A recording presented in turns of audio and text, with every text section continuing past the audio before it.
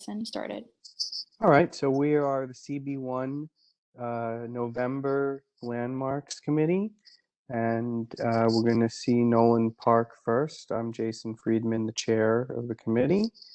Like Jennifer said, let's keep everything brief and go ahead. Let's start.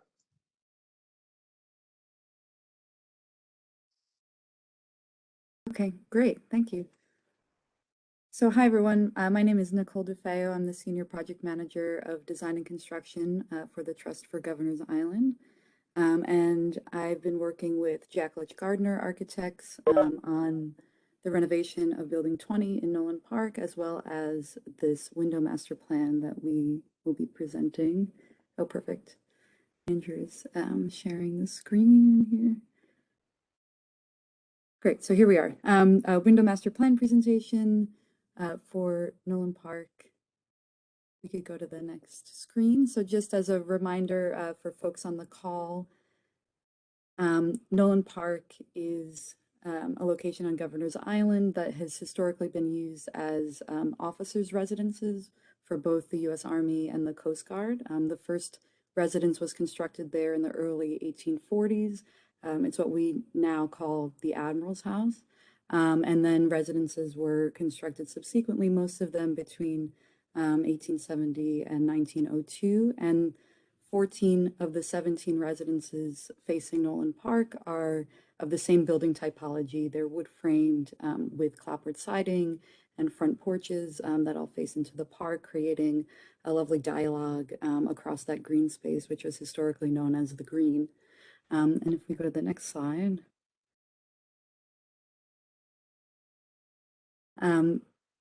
So here we are, aerial view of Governor's Island. At the very top of the page, you can see the landing, Swasson's Landing, which is jutting out of the water. That's where the ferry lands from the Battery Maritime Building. You see the star of Fort J, and then Nolan Park to the southeast there. All of the similar typed houses are outlined in yellow, starting with house number 4 on the top right, and then going around to building 20. And that's roughly the chronological order in which they were constructed. And then the next slide. And so the Trust, as many of you are probably familiar with, has been using Nolan Park as the center of its seasonal cultural programming since we've been inviting the public onto the island. So we have a variety of arts and nonprofits, performance organizations, environmental nonprofits, educational institutions that occupy the Nolan Park houses and offer public programming or exhibition space on the first floor, and then also use the upper floors of the houses as office space or workshop space for either artists or researchers, depending on the group.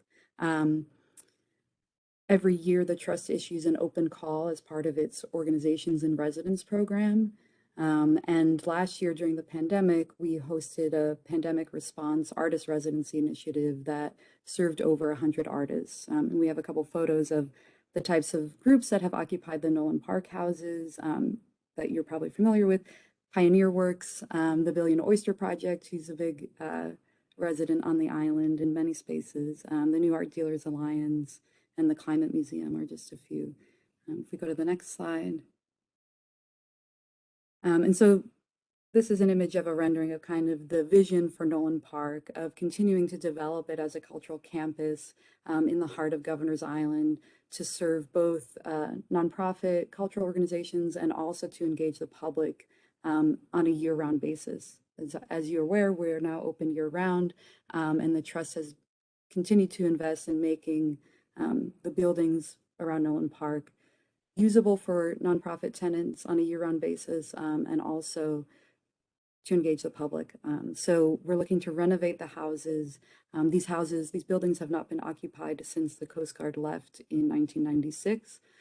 So they are in need of a lot of updates to make them safe and usable year-round, like having heat for the winter. And we're looking to renovate them to provide, again, long-term exhibition space on the ground floors, to provide offices and working spaces, and also to foster a collaboration and exchange between these nonprofit tenants. So, we want to make sure it's the right mix of folks that can have a dialogue, and then also share that dialogue with the public and grow the public programs and offerings to engage New Yorkers and beyond that come to the island. The next slide. So kind of current status of where we are as we move towards this goal of year-round tenancy in Nolan Park. We last came before this committee in April of 2019, before I started working at the Trust and on this project, but we came and presented the project for Building 20 in Nolan Park to renovate that house and make it accessible, looking at making changes to the first floor so that it's ADA compliant. We presented to you all adding a ramp to get members of the public and staff up to the porch, and also to restore that wraparound porch to the 1930s condition. So we got approval from the community board and LPC to move ahead with that work. And then we all know in last year, pandemic hit, but in March we did issue a request for proposals for year-round cultural tenants, and started the process of identifying some tenants that'd be interested in occupying Nolan Park year-round. In spring of 2021, we kind of picked up the renovation work again and got the final LPC approval for those exterior adjustments related to the ADA ramp. We finished our CD set this summer for the renovation of 20 Nolan, and we issued an RFP for the construction and also initiated this master plan process. So while we were working on the renovation of 20 Nolan, we were also surveying all the buildings in Nolan Park, those 14 copper-sided buildings, and looking at similarities of the window types and how we could streamline the renovation of these houses and make them more sustainable in the long term in terms of maintenance and durability after they've been sitting basically untouched for 30 years. We found one tenant for 20 Nolan. 20 Nolan is a two-family house, so there's 2 units that mirror each other, and Billion Oyster Project is going to move into Unit A, which is on the north side, and we're still looking for a tenant for Unit B. We're in conversation with some nonprofits already. And then we also have 2 nonprofits that are occupying Building 9, which is not a clapboard wood-framed house. It's a masonry building that used to be a hospital on the island. And we found the Institute for Public Architecture and Shandaken Projects are occupying that house, and they intend to offer residency programs. So they're our first year-round tenants. And that brings us up pretty current to today. The next slide. I wonder if Mark has joined us in the meantime. I am here. Oh, great. Oh, perfect timing. So I'll turn it over to Mark Gardner, who's the principal of Jacqueline Gardner Architects, who's been working with the Trust over the past several years on both the renovation of 20 Nolan and this window master plan proposal. In between, I'm sorry to jump in. I do have to jump in 3 minutes. It's Bruce Ehrman. Please forgive me. I just want to say that I deliberately walked past this assemblage a week and a half ago when the LMCC had its open day. And I just want to tell the board, it is so improbable. This is a series of admiral's quarters, beautiful wood-framed historic houses that you would never expect anywhere in New York City, with green lawns that are totally approachable, widows' walks, porches, multi-level porches, breathtaking river views from the houses. These are all freestanding houses with lots of wall space. You can't even say yards. The physical layout is suburban, but the houses themselves are arranged almost classically. And my only hope, without having seen this proposal, is that the landscape, the hardscape, does not become too institutionalized instead of the beautiful open paradisical space it is now. Thank you. Sorry. Yeah, thank you for that comment. We don't, this proposal doesn't have any scope in any of the landscape. It's just looking at the windows for now.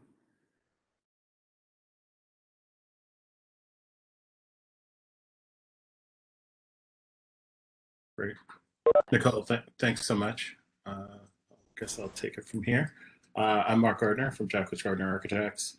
Andrew, as you're running through the slides, help me keep pace here. So as Nicole stated, we're looking at a master plan application here for the replacement of the windows for 14 of the buildings that are similar type. And as Bruce just told you, it is a very beautiful setting. You know, wonderful porches on the house. If you haven't seen them, they're just they're really incredible buildings, wood framed. Next slide. But given, as Nicole said, over time they've and also being out on an island and the sea air, the need of repair and maintenance. You can see here the condition that we find a lot of the trim and the windows for each of the buildings are in disrepair. Next. And as you saw before, these are the buildings that we're talking about in Nolan Park. So, you know, 4 through 20, the map. And what we're looking at are aluminum or aluminum clad windows. This was much like as in building 301, which has a previously approved windows. You can see what the existing windows look like and what the approved windows for that building ended up being. Divided light windows. And also building 108, which has divided light aluminum windows. And then also in the existing buildings in 110, 111, and 112 on Governor's Island, as well as the existing aluminum windows in 333 and 400. 515 in the Harbor School. And so we've gone through and we've actually done a documentation of all the windows in Nolan Park, taking into account their various sizes, what's needed for replacement. Next slide. Creating basically a taxonomy of all the existing window types and how we're going to look at replacing them. Let me go through some of the benefits of what we're looking at with either the aluminum or the aluminum clad, starting with the aluminum clad, the improved energy performance, the double pane instead of a single pane, less air infiltration. We want to maintain the wood look at the interior if possible. That would be the aluminum clad. They're more durable than the new wood windows, and you'll hear this as sort of a really as part of this presentation, is that there is a great need for maintenance, and also thinking about maintenance budgets and all of the assets that are on the island and how can they be best cared for and kept kept up. The aluminum windows, the durability, less maintenance, the cost efficiency. We're talking about a lot of windows for all of these buildings through, and we want to keep the layouts and have a consistent approach for the replacement and apply it to all the buildings in the grouping at Nolan Park, as well as that matches what's around the island. So our proposed aluminum window, we have is the Graham 2200 series, which I think has been used on the island. We have some other examples of it at the St. Charles Seminary, Columbus Historic District in Columbus, Georgia, and at the Pratt Institute. And the proposed aluminum clad window, these different types you can see here, wood building. So here's some wood frame buildings showing what that looks like, trying to keep the divided light with and the trim detail that we find in the original wood window. And the proposed aluminum window replacement, the double hung. Here's some that we're looking at. Next slide. And we really are looking at what the details are like, given the section, the mullions, the buttons, other windows, and that they try to match up with the size and scale of the existing wood windows. See here, sectional detail showing what these windows are like. We also have some windows at the basement level. Those are be replaced as well. Those are the awning windows. We're trying to match that up as best as possible. Are in the horizontal section, elevations of our casements, as well as sections of those. And then looking around some of the existing conditions of the buildings, you'll note an overall weathering, loss of the muttons in a lot of these buildings. So we've gone through and done a pretty extensive survey of the state of each of the buildings, and what's missing, glass missing out of some of these windows. They're mostly all pretty much very damaged, and so we really want to come back with a very uniform look for all the windows that we're going to need to replace.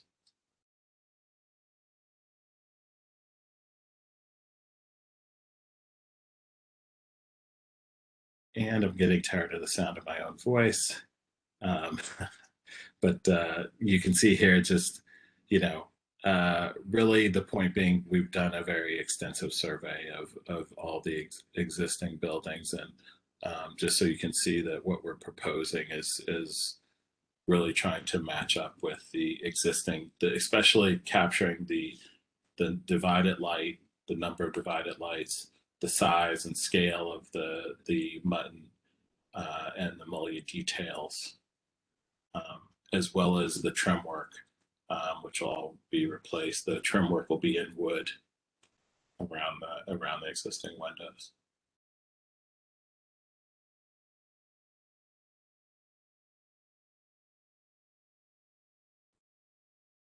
Are you guys here because you can't get a staff level approval to change what is wood to non-wood, basically? Yep, that's correct. But otherwise, you're going to put in divided light windows that will be more long lasting than what we could do in wood. Are there any? It seems like all of them, even if they're not divided light now, you've developed this story that they were, and therefore they will become divided light. Is that right, too? That's correct. Yeah, I believe the Coast Guard over the years kind of swapped Sure. out windows and maybe lost, some of the 6/6 configurations. But those will go back to 6/6, where they Yeah. should. Okay.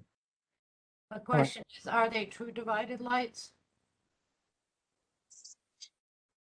The existing wood windows? Well, No. no, the What are you proposed. giving us? Yeah, we only care about what you're gonna give us. Because we know the wood windows are true divided lights. Yeah, these are simulated divided, Vicky. It appears to be. No, that's no good.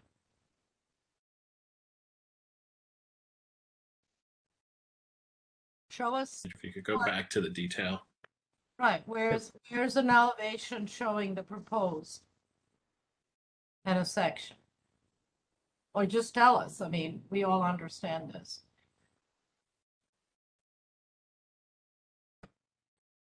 So are the new aluminum clad windows divided lights or just simulated? It's a simulated. But the original are true divided. Correct? The originals that still exist that have not been altered. So I'm looking at a presentation here that also has the leapage, which appear to be wood. Is that correct? The leapage window? Oh, yes, LePage. LePage, excuse me. And are those were wood windows, and they were decided against because they were wood, and you're proposing aluminum, or what? Why was LePage dropped out? The trust wanted to pursue an alternative that would be easier for us to maintain on behalf of the nonprofit tenants here that may have less resources to, to maintain the buildings. So the thought behind going for aluminum or aluminum clad wood was that they would have a longer life overall. And the LePage, as I see it, is not clad at all. Is that correct? That's right. Okay, sure.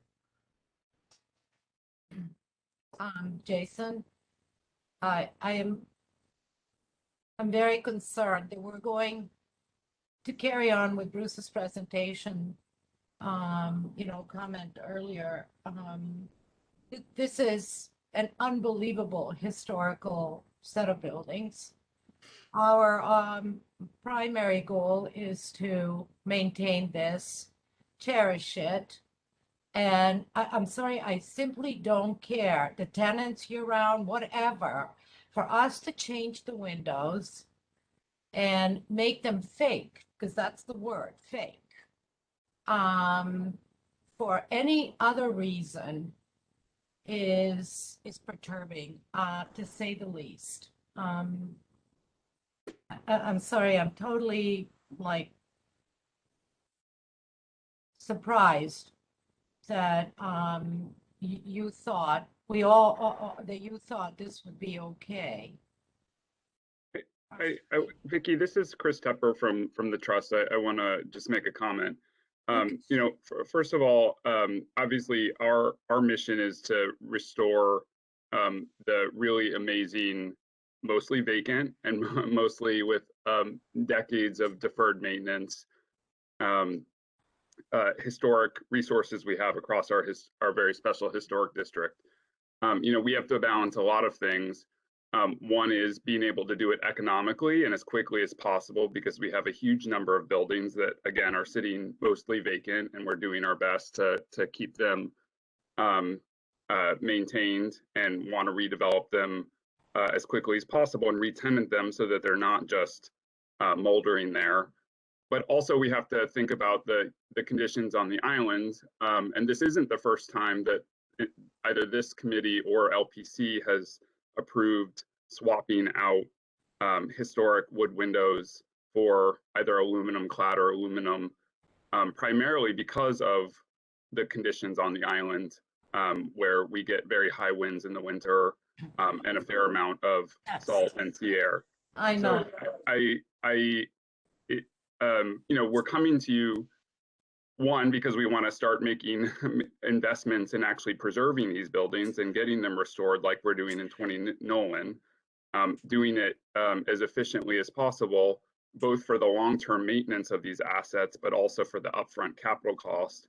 And in the context, frankly, where many, many buildings in both recent years and historically have been swapped out for wood to aluminum or steel to aluminum. In fact, the preponderance of windows, and that's what we kind of skipped over quickly, of both recent applications to LPC for renovations on the island, and existing windows on the island that the Coast Guard swapped out for the exact same reasons, because of the marine conditions on the island, have been for aluminum. So these are really some of the last few. We know everything. You're speaking to a group that is very friendly to this whole, issue. So just now we're having a discussion. The existing wood windows have lasted for how long? 100 years, 80 years? I don't know. They all existed in various states. Some have been replaced, maybe going back in the 50s and 60s. Some maybe even older than that. Right. But some were also replaced in the 80s as well. Right. Jason, you can take over. I'm absolutely not buying. I know this. Like, these houses, this is how you start, and this whole story of fast and cheap. I am not. I know what emollient looks like when it's applied. It's what we consider very inexpensive solution. And I'm sorry, it upsets me. It perturbs me, to say the least. But there are other people here, so can we speak to other members? Jen, can you ask them who is here? Jason here, Jason Friedman. Yes, darling. You got it. I'm going to say, would you guys consider just making them true divided lights for the 3% charge up that you're going to get, or is that totally not on the table?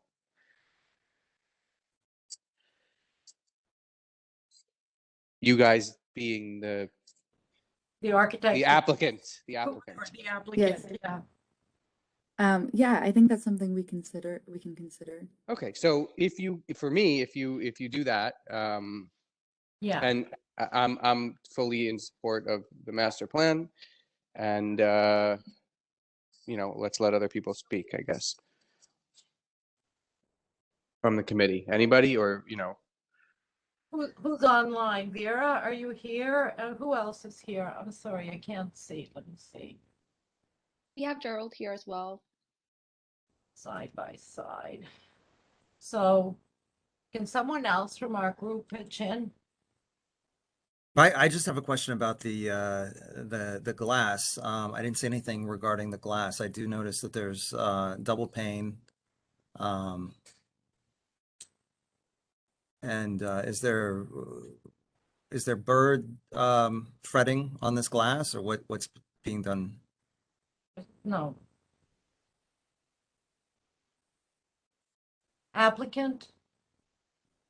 No, I don't. There's no bird fretting on this glass that I'm aware of. I think it's low. Alice, you're here. Hi, nope, no comment. I think you covered it. Who wouldn't want true divided light? I suspect maybe other members don't know what true divided light is, you architects over there. Who doesn't want the pure, beauty of that? But, I think to look at that is certainly worthwhile. And thanks for calling on me, but I'll leave this to you guys. Okay, well, for those who don't know on our committee, if you can see in the first drawing, right, the dashed line, I don't know why you didn't draw 2 lines there, but you see how the glass is not continuous. It actually stops between the frame, the mutton, and then, or the second, whatever, this is the mutton, yeah. But you see in the second picture or third picture, the glass just goes straight through and they just glue something that looks like a frame. And we use that in the worst type of architecture. People who really cannot afford or, complain about clean these windows, love them. These buildings are fabulous. And I'm sorry, I cannot vote yes if you do not at least offer. We'll take aluminum, which is sad, because if we did windows in wood, so we'll replace them in 50 years. Not all new things are great, I suppose, but in this case anyway, but without true divided light, it will change the character of these buildings. They will become suburban layouts. Vicky, what about your thoughts on the interior of the window? The Graham aluminum window appears to have it's the same thing. An aluminum, it's an aluminum interior, whereas I believe the Colby is a wood interior, if I remember correctly. It's been a few years since I've spec'd those out, but.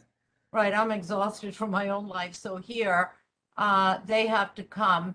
You see these windows on the left. They look just like the ones on the ones on the left are the same as the right, except that you would just glue these things on that look like that look like mullions, muttons.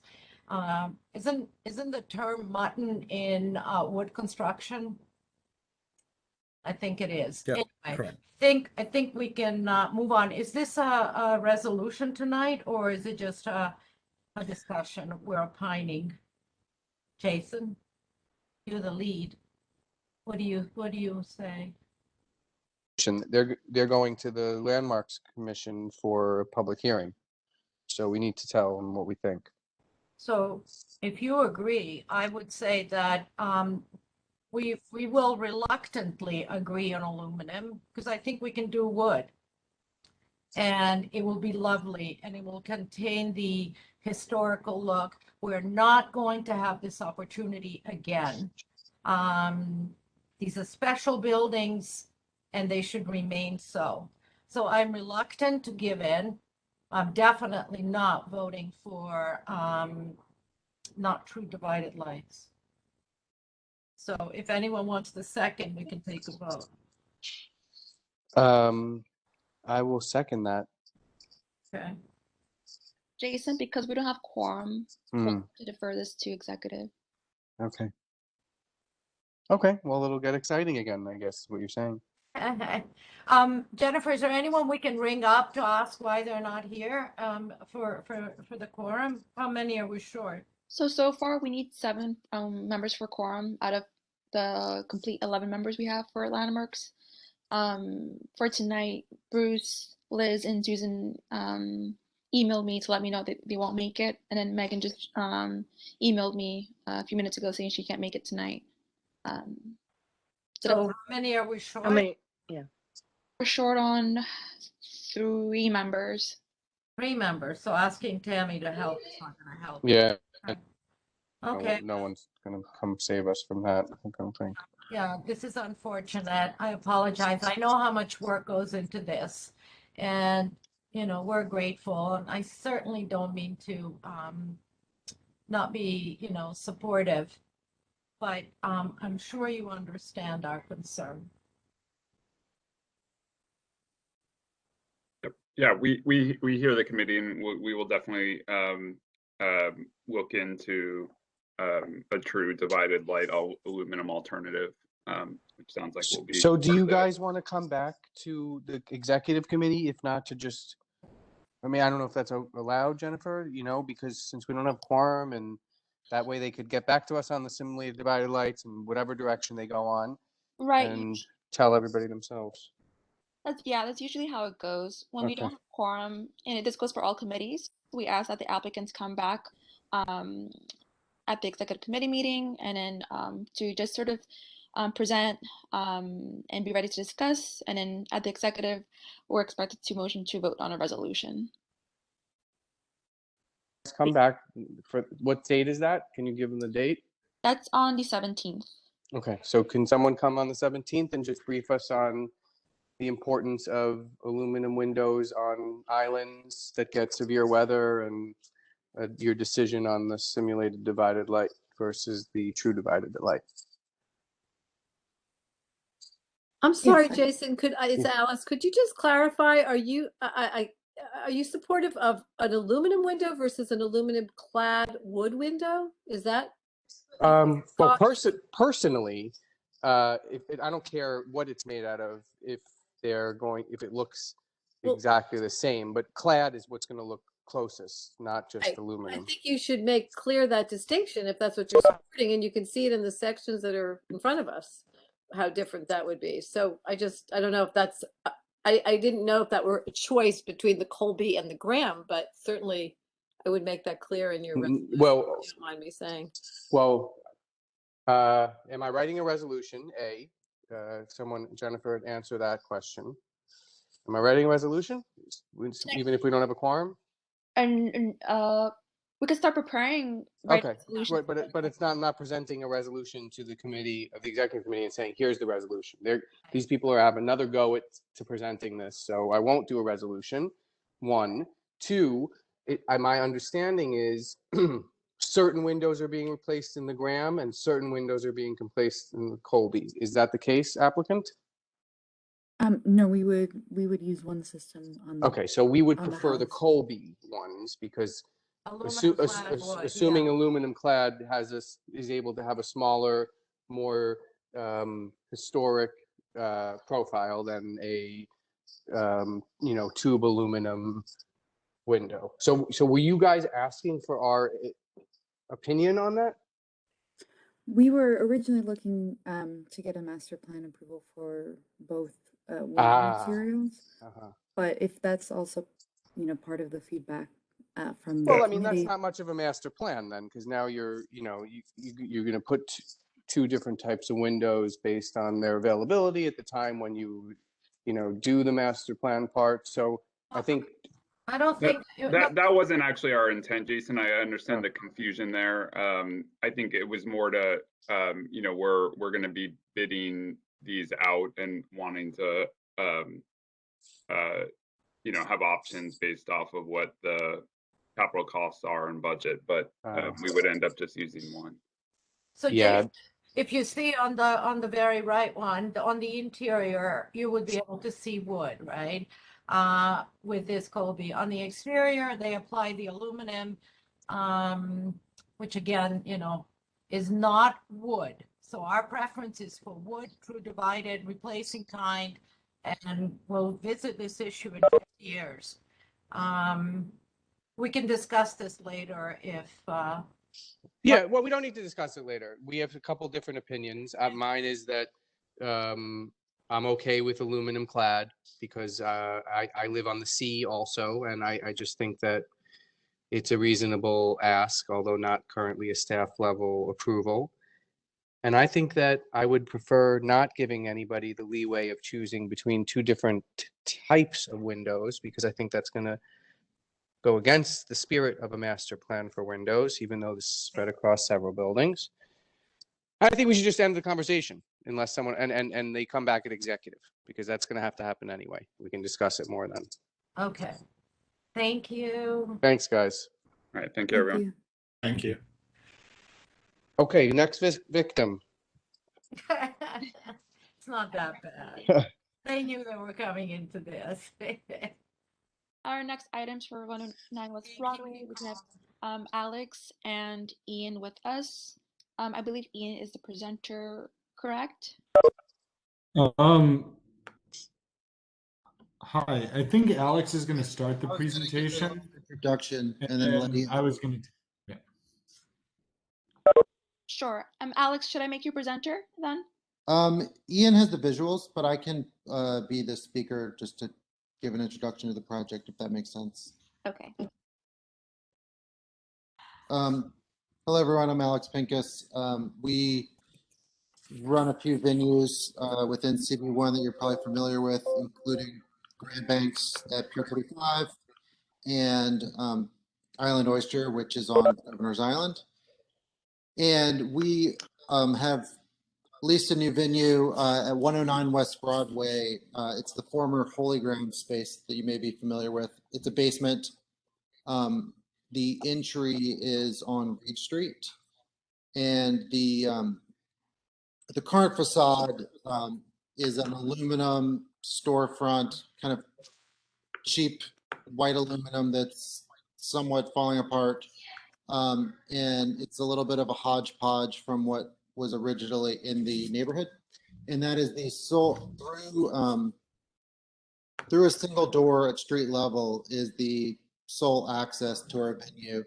And we would like to dramatically improve that entryway to tie back to the maritime heritage of downtown Manhattan. You can see the door here. To the right, there's a similar door that they've just sort of patched over half of it with some Home Depot plastic. We're trying to do something that will somewhat differentiate our door from the existing storefront to make it an inviting destination for people in the community. So we're proposing a wood-clad door, very much in the same spirit of what would be aboard a ship, or you can also see at Smith & Mills in the neighborhood. I can let Ian walk through the architectural details of it, and then we're happy to take any questions or comments that anyone may have.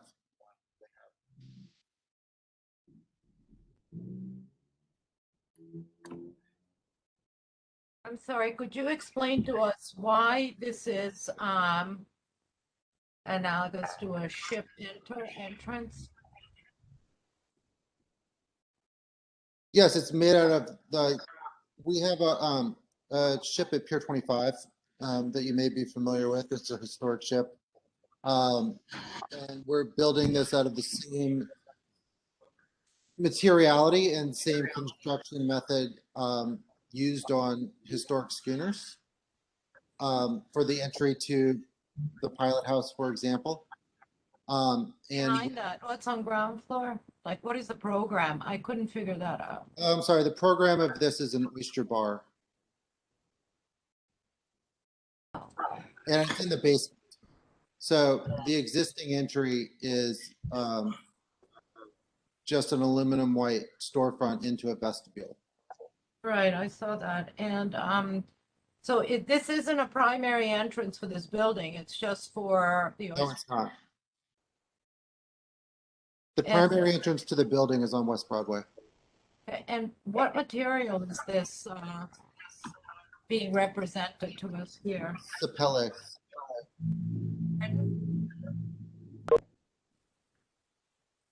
I'm sorry, I did not hear that. It's called Sapele. It's similar to mahogany. It's a sustainable. It's a mahogany, right? It's a PLA. Yeah. Okay. So it's a natural color wood, or are you staining it?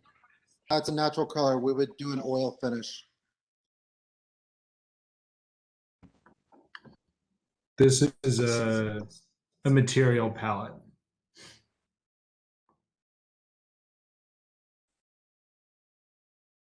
Jason, what's your thought? I'm kind of I want to see an overall picture of the building. I know it well, so it's not really, yeah, I just want to kind of see it. You know, we know that this is obviously the openings that have been created at the bottom of this building. So, right. I don't know. It's hard to know if there's some sort of, you know, I wish I had the historic photo to know what was this storefront. Oh, there you go. Okay. Yeah, No, but the it's only going to historic be photo- on. It's only going to be on. Oh no, but right. That's what I figured. Okay, so this is some concocted version of the storefront with these arched windows based on the windows on the top. It truly was a, you know, a cast iron storefront. So we really, when we asked to measure what are we doing to the storefront here, you're doing it to something that is long gone, covered up, let's say, and I don't think you're doing anything for me that I guess prevents us from going back someday to what might have been from the most historic period for the building. So in that way, I see it as somewhat temporary move. Obviously, I want you guys there forever and to succeed, but in doing what you're doing, even though I don't think it's really at all in keeping with any sort of historic themes in the neighborhood, I see it as kind of like a reversible intervention that I could be in favor of because of its kind of, you're changing a door. Unless there's more to this application that I'm not seeing. It looks like a door replacement. Are you doing anything to the other bays? No, it's just the Right. one bay. So I think we have to really kind of, for me, that it's a very unusual ask where I don't buy into the tale of connection there. I do agree that it looks like a door into one of SpongeBob's houses, but I can be in favor of such a thing and not be too particular about, like, I think it's too dark or I think the porthole's too big. So for me, I could see going with this. Anyway. Is there anyone else here who would like to comment before we conclude this? Yeah, Vicky, I'd like to just add on to what Jason was saying. I mean, I agree with him.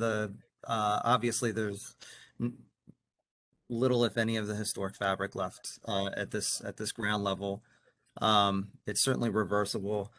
You know, I would, right. personally speaking, I'm not happy about how opaque it is compared to even what's existing now, and also the historic nature of the original storefront. But you know, the picture that I'm looking at with the portal, I guess I would just ask, it looks like there's a gray Scheme, yeah. yeah, behind. I don't know if that's just the rendering or if it's expected that there's going to be something in there. Just the rendering. Yeah. But what are the windows up it's- above? You know how we always paint wood the same color? We try not to vary the wood in a good designed elevation or a well-designed elevation. So what is the color up above? I think it's gray or black, right? Up above, I'm sorry. Talking about in the window specifically. All I wood think stay the same. So how is that color door? I'm sorry, it's not, please don't consider this a complete like attack one project after another. It's just business. So if typically a good design has all the same wood, right? Or wood is finished the same way. So the above color is, I don't know, I can't see, gray or Can you black. show it in so that we can look at it? yeah, it's green up on the 3rd, 4th, and 5th floors. The second floor is black aluminum, and then the bottom floor is basically all white powder coated aluminum. Awful. Oh my God, what a mess. Um, is it possible at all? I'm sorry, I think the color is just screeching in terms of the overall reading of the building. If you had proposed the door like the sample that you had, that if you are going to refer to some historical thing, then perhaps a darker color and maybe you match the pieces of wood in that proportion. I would think personally, as a resident here, it would be more harmonious with the overall building than introducing this red tint that has nothing to do with the rest of the building. Oh. And it kind of clashes for me with the yellow ochre, or this creamy color, excuse me, on the base. Would you be open to the same design if we painted it white? But then it wouldn't make sense, right? Because Well, it would match the white of the first floor vestibules. but then would it be good for you? I mean, who has a ship-like door that's painted white? I think we're putting lipstick on a pig here at this point. Well, I know, but we can help. That would help. My personal opinion is one thing, but the overall look of the building in the neighborhood would be better if the door material, so it's not the shed. We're like, okay, you have this, you're going to an oyster bar, that would be kind of fun. But if you could make the door just the color a little less bold and that work more with the overall reading, what is it? Either dark brown, use reclaimed wood. I think if you do white, it's going to be not working for your program, but that's up to you. We're not here to design. I think a more rustic door in its expression will match your program better and work really nicely with the building. I think that you possibly are reading a bit too much into the rendered color of the wood. It's a Well, very that's what you natural- gave us. yeah. That's what you gave us. So, and I see the color. I mean, you photographed the material. I also think that that kind of red. Yeah, you see, this is an interior reading. This goes. This is not an exterior reading. This kind of wood, and if you had a dark brown door or a white one, well, but then white you wouldn't do wood. So I'm sorry. I'm just saying there's something that is not harmonious here.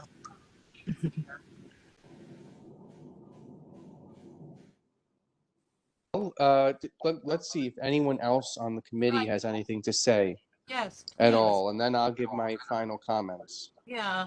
Jason, it's Vera. Vicky, it's Vera. I have Yes, a Vera. question about the signage. I want to ask the applicant, are you intending to put some sort of signage on that semicircle above? Is that? You see in the rendering where it says the venue name, that would actually be the signage of the venue. Right there. Yep.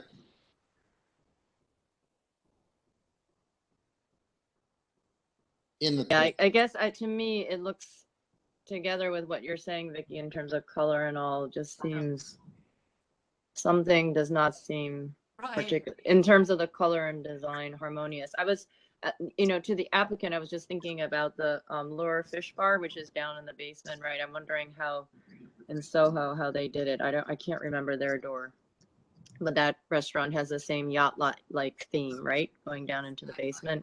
Yeah. Just I don't know how to make it more contiguous. You would be, just to jump in, we do have another venue in the West Village that is white painted board with portholes and lights similar to these. That I don't know if Ian can share anything separate, but Alex, you might be right, like a whiteboard, yeah, rather than taking, but Well, then it would certainly be helpful to see a picture of what you're talking right, about. this door is is it much possible to more pull that up? harmonious, or a white door, which Can is I loud, get? yeah, I'll just go on the internet quickly. okay. Because this door has details that are very, very tight. It looks like the interior rendering, a rendering of an interior element. And the color is the material color, whatever, if it comes like that, is not harmonious with the rest of the building. It sticks out. Can I ask a question here too? There was a picture on page 12 next to the Smith and Mills bar of this particular location back when it was Super Linda. I mean, I'm assuming that you don't have jurisdiction over I believe the window to the left is what is it, Bluestone? And the window to the right appears to go to Control over the rest of yeah, it. you don't. Okay, that's unfortunate because It's when it like, was Super Linda, they were dark and it looked very nice. yeah, I agree. Anyway, you guys get the point, right? I think this is terrific. If you can take the right image and transfer it, to your building, I think it will really enhance the overall reading of the building, the strength, and that not, your venue will benefit. But what you have is what I said before, refined and jarring. The color, the material is jarring. Ian, can you show the white drift in again? I think you can just scroll using those buttons. Yeah, so that's the facade on drift in that has the white painted board and portholes, which might be And the more. wood trim here is actually the Sapele trim also, just so you can see the reality of it.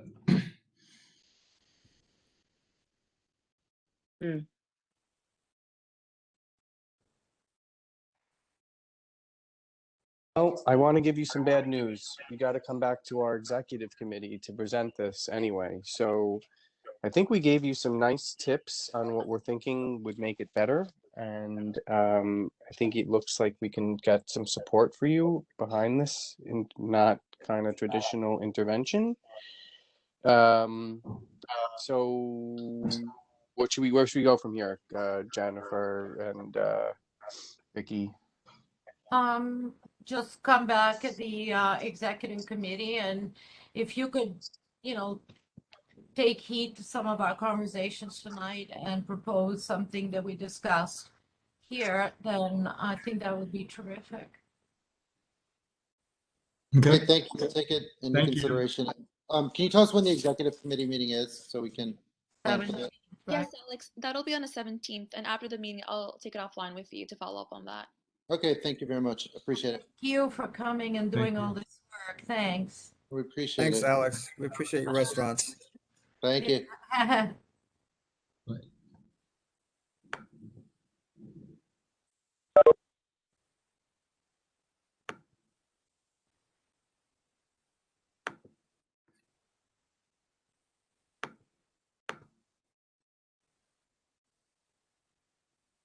Okay, so the next item we have is for 157 Hudson Street, and we have Ben Hansen here with us tonight. Ben, I'll make you present your announcement.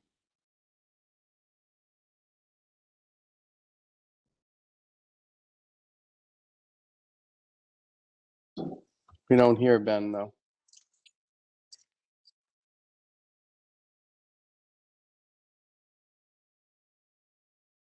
Hi, can you hear me now? Jason Friedman here, your old friend. Hi, Jason. How's How are everything? you? Good, good. Good.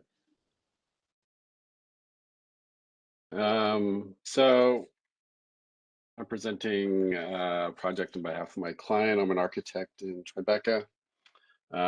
This project is 157 Hudson Street. We're proposing a penthouse addition to the building. It's in the Tribeca North Historic District. It's a full block. It's kind of a T-shaped building. It's a very interesting building, known as the Amex Building. I think it was built in the 1860s. There was a two-story addition that was put on there in, I think, 2011, I believe. Just give you a little history on this project. This went through Community Board 1 back in 2015. And we subsequently went to Landmarks in 2016 and got a CFA for the project. And subsequently after that, the client did not actually build the structure because of various reasons. Our permit expired from Landmarks and also expired from Department of Buildings. So we're actually circling back and redoing this whole project.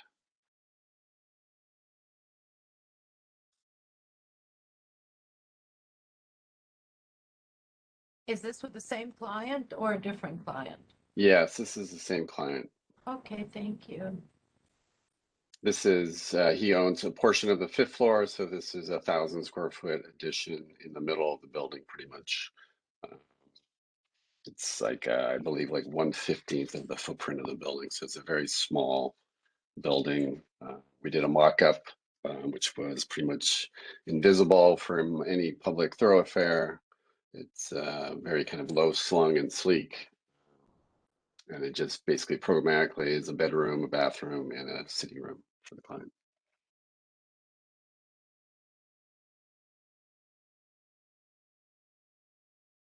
Ben, did you want me to present the presentation or are you able to share your screen and? Let me see if I can do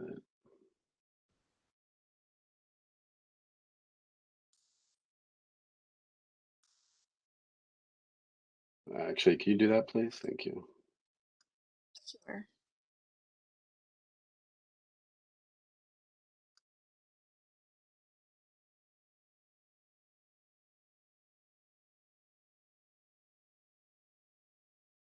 Okay, I'll blow it up in a second. If you can just help me out and guide me through the slides, that'll be great. Thank you. Sure. Yeah.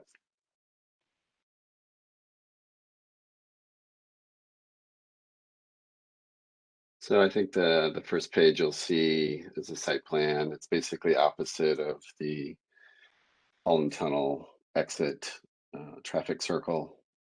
It's got a small footprint on Hudson Street. The majority of the buildings on the backside of Collister.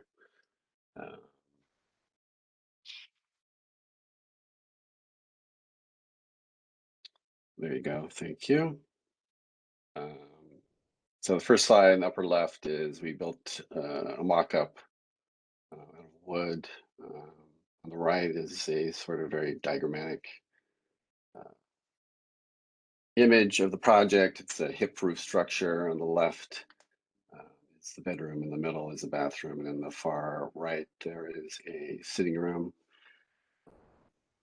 Very bottom there, you can see the 1,000 square foot in the dark gray sitting on top of the building. There's two buildings on either side of it facing the tunnel, so in a way it's very much hidden, sequestered in the middle of the building there. Next page, please. So it's a very, beautiful old brick building. The image on your left is a view from Vestry Street, I believe, looking back at the building. The owner has done extensive plantings, which you can see there on the top. The bottom right slide, you can see the view from the traffic circle It's only 25 feet wide there. So basically the addition is, well back in the middle of the building there. So it's not even visible. Next slide, please. So these are just context shots of the area. I think the only visible portion was a zoomed in camera on the lower right from the, I don't know if you know that pedestrian overpass, so that you can barely see the wood structure there. There's a big cooling tower that you can see there as well, so it's kind of lost in all that mechanical equipment. Next slide, please. So this is just images of the surroundings. Basically, that playground equipment in the lower left is kind of where that 1,000 square feet is going to go. It's in the middle there. There's a lot of kind of low buildings, but then around on the next block, there's a lot of tall buildings, as you can see from the slide. So it's a very private sort of space. Next slide, please. And this is just a sort of photo montage showing the kind of hipped roof structure on top. Different viewpoints. You can see the surrounding buildings are quite large and tall.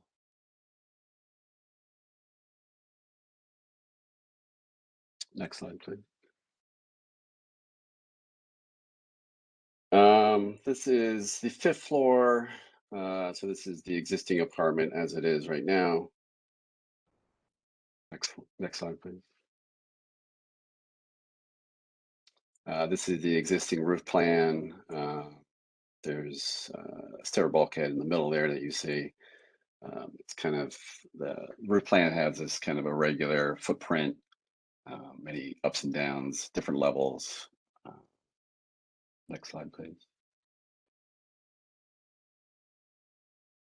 So there was some work proposed on the 5th floor apartment itself, mainly just trying to get a stair going up to the penthouse, which is in that dashed rectangular box. See there. Next slide, please. So here's a plan of the penthouse. You can kind of locate it based on that existing fire stair in the roof. On your right is the bedroom. In the middle is the bathroom. On the left is sort of a sitting area. So only 3 spaces.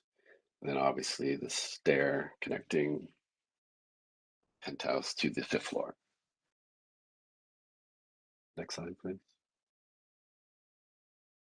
So here's some section elevation drawings of the structure. It's we were proposing flat lock zinc panels for the roof and for the sides of the buildings, the walls. We were doing large wood clad sliding doors. It's a very, relatively simple structure. Next slide, please. So here's the context. The first elevation is the block along Hollister Street. You can see the existing 3-story historical building. You can see the 2-story addition that was built in 2012. And then at the very top, you can see our small 1,000 square foot proposed addition.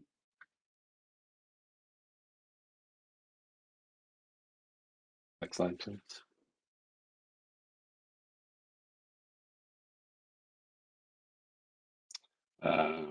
And this is the, it's sort of out of order, but this is the existing elevations of the building.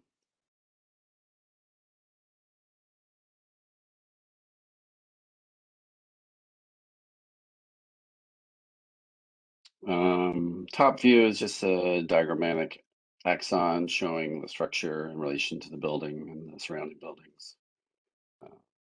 Bottom is section through the entire building showing the penthouse. It's quite, we work really hard trying to lower the the sides of the building. And I think the hip-proof structure was kind of successful in the fact that the viewpoints from the street, you couldn't see it because of the angle of the roof. So we were very sensitive about that. I think that might be the last slide, but maybe one more.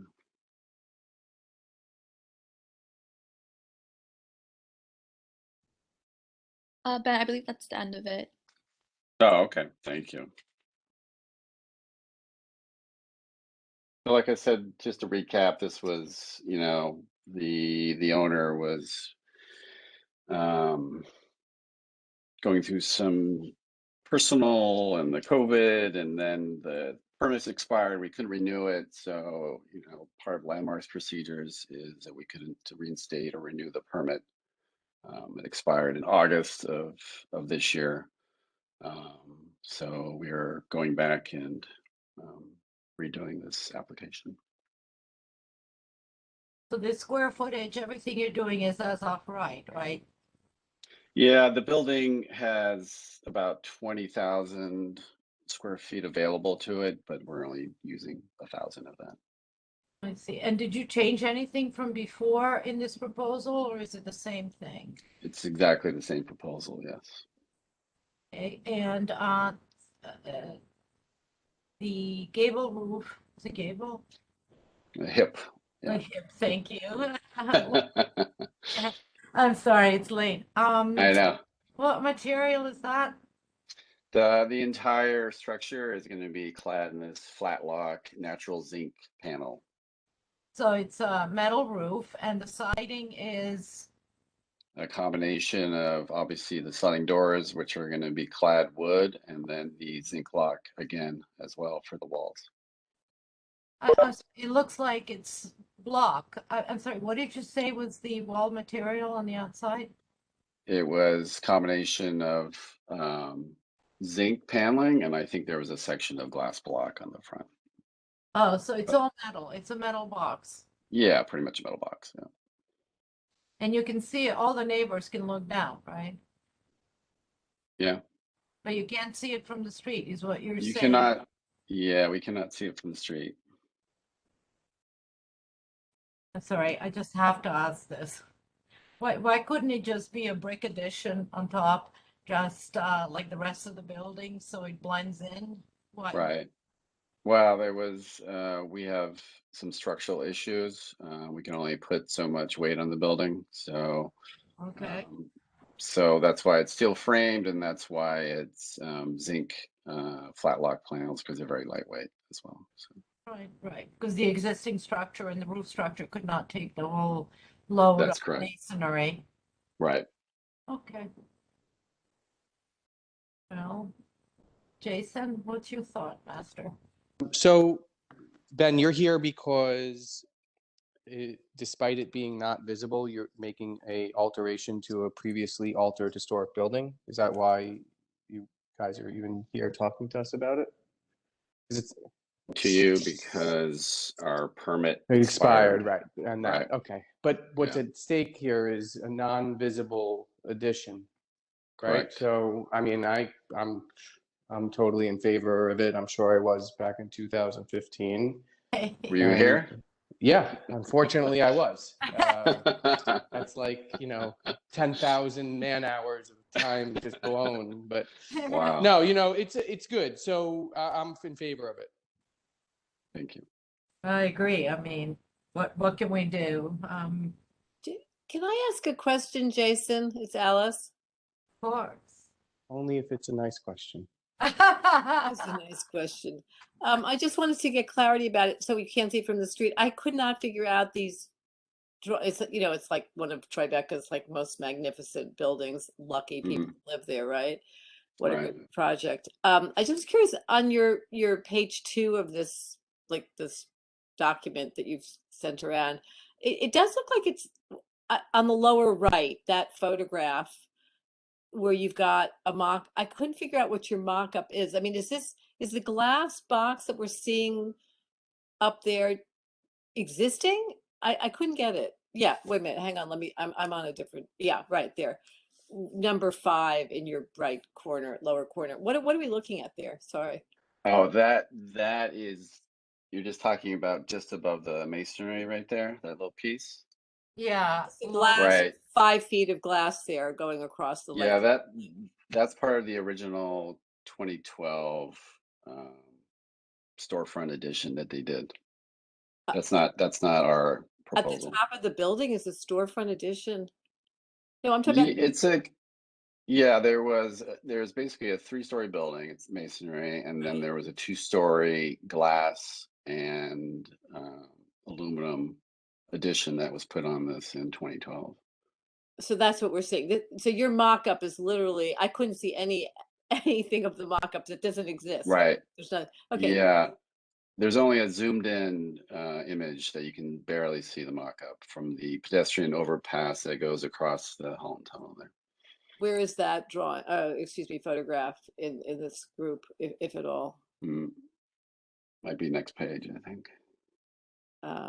Jen, can you move it to the next page? Okay, thanks. Yeah, so look at the lower right. Yeah. So you're basically looking, you're looking straight at Hudson Street. You're looking at the Hudson Street elevation. You see the cooling tower, and then you can see just maybe 3 feet of the wood sticking up behind the cooling tower. Oh, so I that's see. that's a zoomed in version too. That's not like, Thanks a lot. Right. Thanks a lot.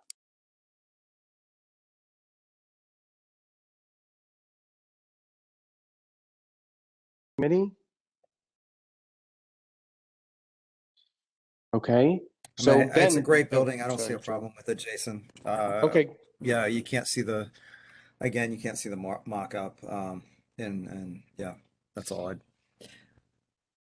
Okay. Does Ben have to come back to defend himself on the 17th, or can he just go with a positive draft resolution from me? I mean, of course, Ben, you're welcome to come, but it's not contentious. We like it. Right. Great. You don't want to put everybody to sleep at the executive committee and then, have a vote not go your way. So Right. I'm happy to write a resolution in favor. Maybe Jen can even get me the resolution from 2015, copy paste, boom. And then we'll take it up at executive where the vote will actually happen. Okay. That sounds great. All right. So we're not Thank you going to guys put a for your time. resolution for opening the ground floor pool to the community? I'm just kidding. Oh, it's a beautiful building. I used to live I across forgot the about the pool. I lived across the street from it. Yes, and Mark lives it's an right next amazing to it. building. I'm surprised he's not here to talk about it, but he's not, and that's too bad. Yeah, we've been involved in that building since after they built it. We did about 10 of the apartment renovations, so we're very familiar with that building. So Great. Nice job. Okay, so thank you, Ben, and that's it. We'll write a resolution for you. Okay. Thank you guys so much for your time. Appreciate it.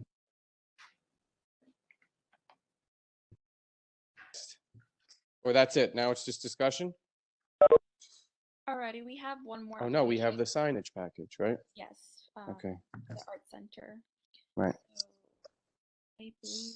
Okay, cool. We have our presenters here with us. Sophie, sorry, if you could just confirm with me once more, who will be speaking? Will it be Lily or? Yes, it's Timur Galen, who's the chair of our board of trustees of LMCC. Can you hear me? It's Timur Galen, the chairman of the board of trustees of LMCC, Lily Chopra, our president, and Ann Harakawa, the principal signage designer and firm from 212. Gotcha. And I'll be the one sharing the presentation, correct? Yes, thank you, because we tried to test it in the beginning and it didn't work. Yeah, no worries. If someone could help me out and guide through the slides with me, that'd be great. Yeah, I'm happy to do that. I can just say next if that works. Perfect. Yep. Thank you. Okay.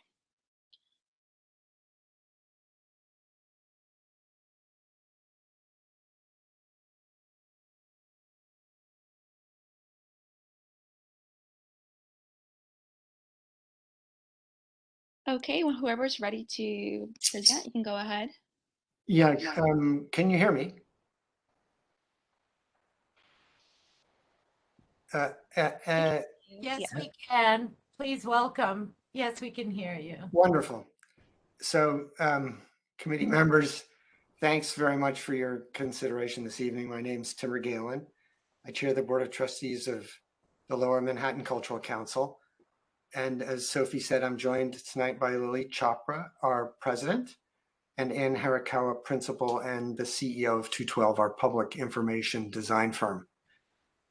We're here in follow-up to a presentation made to this committee last May and the board's subsequent resolution on the 26th of May regarding the signage program for the Arts Center at Governor's Island. In that resolution, with one exception, the board unanimously supported our comprehensive proposal for informational signage on both the east and south facades of the Arts Center. The one exception was the design of a sign on the southeast corner of the building announcing the presence of our ground floor cafe program.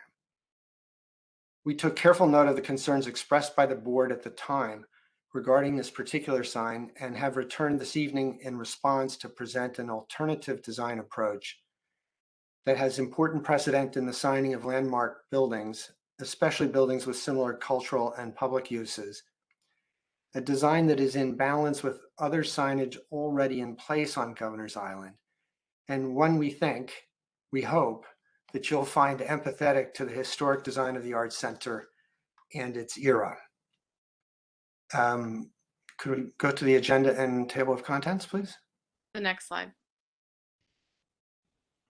I'll make just a few brief introductory remarks. Lily will speak to the mission and vision of both LMCC and the Arts Center and the special role played by the cafe as part of its public-facing programs.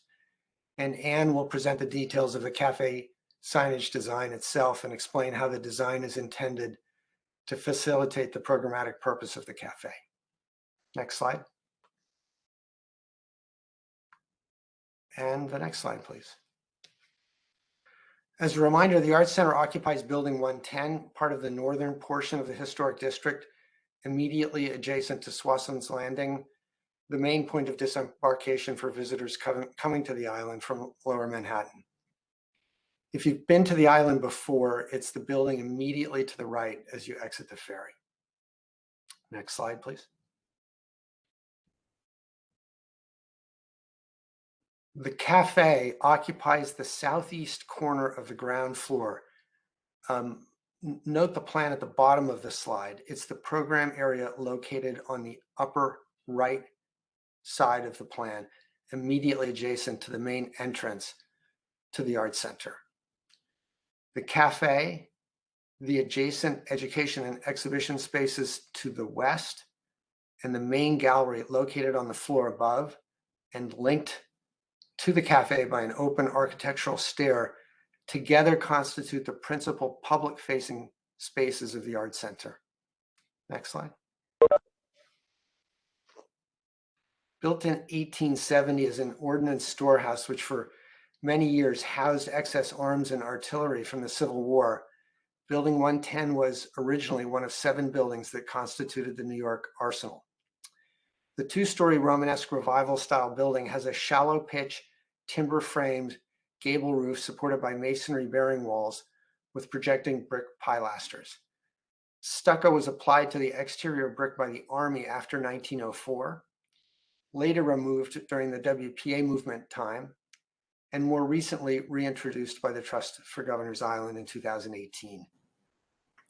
The image you're looking at, illustrating the already approved signage program on the east facade, shows how the building built into the side of the hill that leads to Fort J can be entered by the public at grade on both the upper and lower levels, hence the logic of the public-facing components of the program. After World War I, the building was used as office space for the Army and later the Coast Guard. In 2010, as one of the first year-round users of the island after the Coast Guard, LMCC initiated its first artist studio residency program in a 14,000 square foot portion of the upper floor of Building 110. In 2019, we completed a comprehensive multi-million-dollar renovation of the entire 40,000 square foot interior in support of our vision of a more comprehensive approach to serving artists arts organizations, and the broad public in what was then renamed the Arts Center at Governor's Island. With that introduction, Lily, I'll hand it to you to speak to mission, vision, and the purpose of both LMCC and the cafe. Thank you so much, Tim. Next slide, please. And the next one. So as you may know, LMCC was founded in 1973 with the belief that artists and communities are really interconnected and each contributing to a more just, equitable, and sustainable society. And so today we provide studio spaces, grants, and presentation opportunities for artists, as well as a free range of programs for the public. Though we're the largest free grantor, giving 1.5 million per year to artists and community organizations. We also have a very great reach in the borough of Lower Manhattan, and we're firmly rooted in the neighborhood. And as you may know, here we produce River to River Festival, which celebrates the artistic diversity through performing arts and installation in public locations in Lower Manhattan. And so with the Arts Center at Governor's Island, this is LMCC's really first permanent physical home. So you can go to the next slide to give you some images of what we're doing, and next again. And again. And again. So the Arts Center at Governor's Island really embodies the values and principles of LMCC to serve, to connect, and to make space for artists and the community. And the Arts Center is a home and gathering space for artists and the community to really engage in dialogue around the critical and vital issues we face as a society.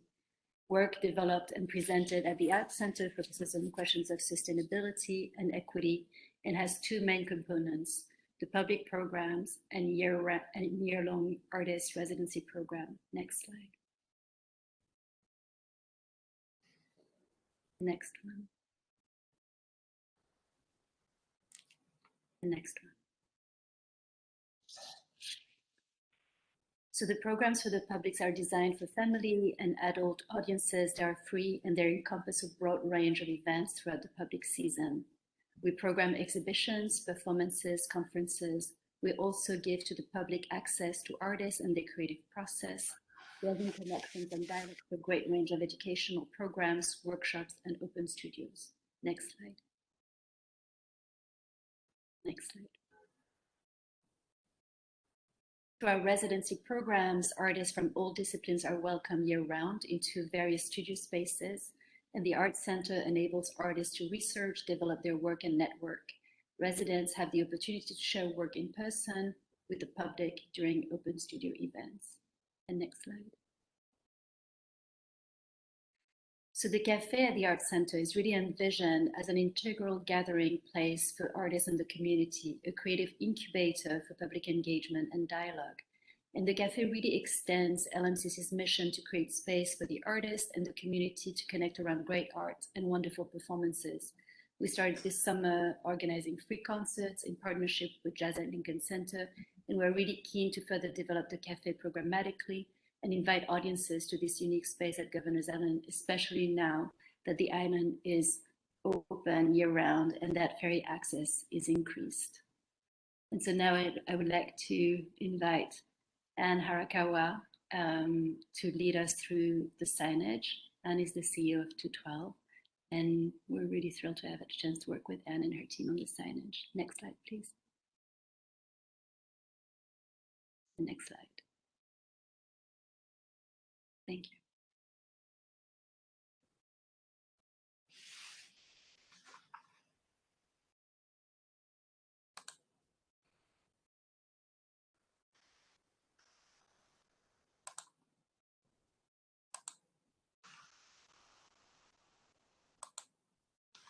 I'm sorry. Okay, here I go. Sorry. Thank you, Lily and Timur, for setting me up so I can go dive right into the signage really quickly. Next slide. So the three aspects of the signage design that we felt was really important was historic relevance, integration into the architecture, and then visibility. Next slide. you know, it's to think about the supporting the community that's using the building and drawing people to it. The cafe is such an important piece of it, and I think we've learned this even more as we've gone through this COVID period the last couple of years. And at least for me, it just feels like such a nice, warming and inviting gathering space. And so as a navigator, we think about, so how do you figure out where it is and how do you find it? We looked at these historic precedents and looking at scale, color, typeface, kind of length of name, and what was really going to be appropriate for the situation that we're designing for. Next slide.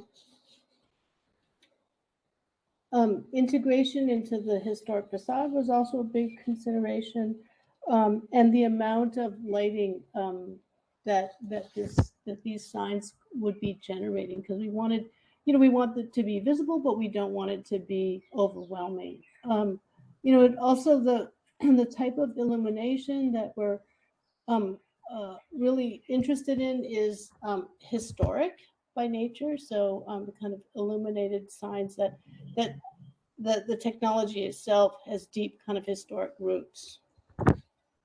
Next slide.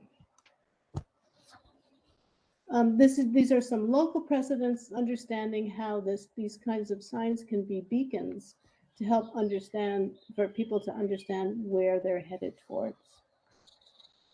Next slide.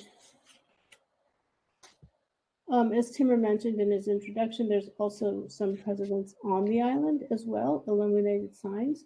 So we've looked at carefully at these, understanding scale and also fastening, methods of fastening onto the historic facade. Next slide. So I'm going to walk you through two options, two typeface options. Both of these options, the only thing that's different is actually the typeface. So we are looking at two script-based typefaces. And I think the reason we have two is because we haven't actually named the cafe yet. And so I think the name is going to determine a number of factors around the kind of final sign. So here is a typeface called Mr. Leopold Pro. Next slide. So this is a two-sided panel that wraps the this corner, which is this corner has great visibility, particularly from the ferry, and we felt that it needed to be two sides. Again, it's very simple design. It's meant to be unobtrusive, but still serve as a way for people to understand that the cafe is actually located here. Next slide. You can see it on the right-hand side here. We looked at both day and night conditions. Next slide. You can see the two-sidedness, so it just repeats itself. It's not. It's meant to be very, very simple in its layout. Next slide. Evening shot. You can see that in the evening time, you know, there's the kind of light that's being projected out of the window. So we wanted to just make sure that it was also visible with competing with other light sources. Next slide. And again, to the two-sided view. You can see that this is where a lot of the traffic is pedestrian traffic is coming from and how they're entering the building. Next slide. This is going to be the same set of slides, but just a different typeface. So this is Mina Regular, you know, again, based on the name, the actual name of the cafe, we just wanted to have the choice of the two different script typefaces. Next slide. So this is what Mina looks like on the same kind of layout. You know, it's possible that the sign doesn't necessarily need to be so tall, just depending on what the name is. I think we didn't want to show something that was maybe didn't really represent what it could be. So we kind of made sure that the name or the number of characters that we used was realistic. But if we had a very short name, we could decrease the height of the sign. Next slide. Again, these are just the same renderings with the different typeface. Daytime, next slide. Two views, two-sided view, next slide. Nighttime, I think we've positioned it on the building so that it's visible from a distance. And also it's high enough so that it's not prone to vandalism. Next slide. Two-sided again. And I think that's it. Next slide.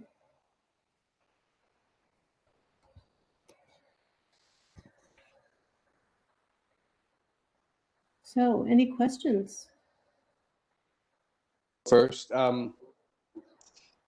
so first question, the signage that has been approved, you already have a C of A for everything else that we saw in those renderings, is that right? You've already gotten a permit from Landmarks, right? So we're only here to talk about this illuminated sign? No, we have not obtained permit from Landmarks. We wanted to secure your full support for our program before taking it forward to Landmarks. So return to consider this one sign. But it's only for this one sign, right? Correct. Okay. well, but do we have to, our resolution that's going to be read at your public hearing at Landmarks, you're going to be discussing all of the signs at that public hearing, is that correct? Yeah, the prior resolution approved all of the other signs, and I'm not the governance expert, but I think what we're seeking is a resolution that approves this sign. No, yeah, but we're not going to do that. We're going to give you a resolution for the whole signage package, and I'm pretty sure I wrote the resolution for the previous presentation. So I don't think that's an issue. I mean, we'll just add another whereas, but you know, let's give a complete our complete kind of opinion. So we won't, unless anybody wants to rehash the other signs. I think. I mean, I don't really know what I could object to. It doesn't overpower the scale of the building. Quick question. This is Chow. Do we know, is there any plans for what use it is going to be for this building? Yes, we know. Going to be an eating establishment. All right. Cafe adjacent to an art venue, and residence is artist in residence. So it's just advertising the corner, I think, as I understand, for the cafe that kind of brings everyone together under this umbrella. Is the illuminated sign, is the idea that would really help locate that establishment when the lights, when the sun is gone, or does that type of thing run during the day? Just wondering. The cafe is in operation now.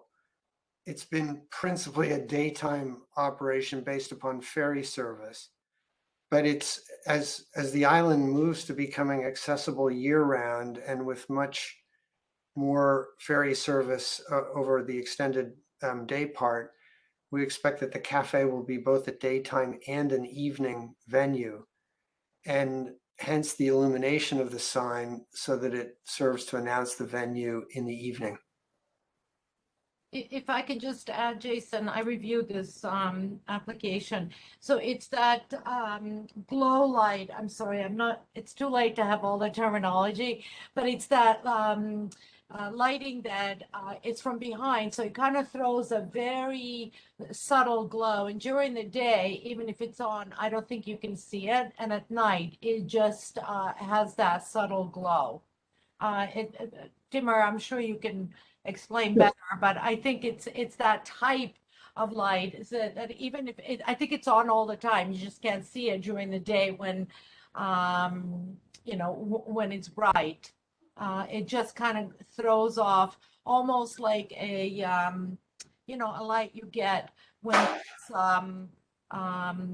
wet outside and it's just glowing. Good description. Thank you. Jason, there are a few hands up. Okay.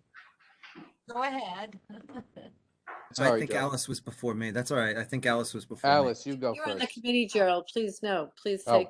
take over. Oh, okay. All right. First question, Jason. You had mentioned that there was already a resolution for the other signage, that this is a signage package, but you mentioned that if anybody wanted to rehash some of the previous signage, does that mean that the gable signage is up for discussion in this? Well, yes, everything is up for discussion.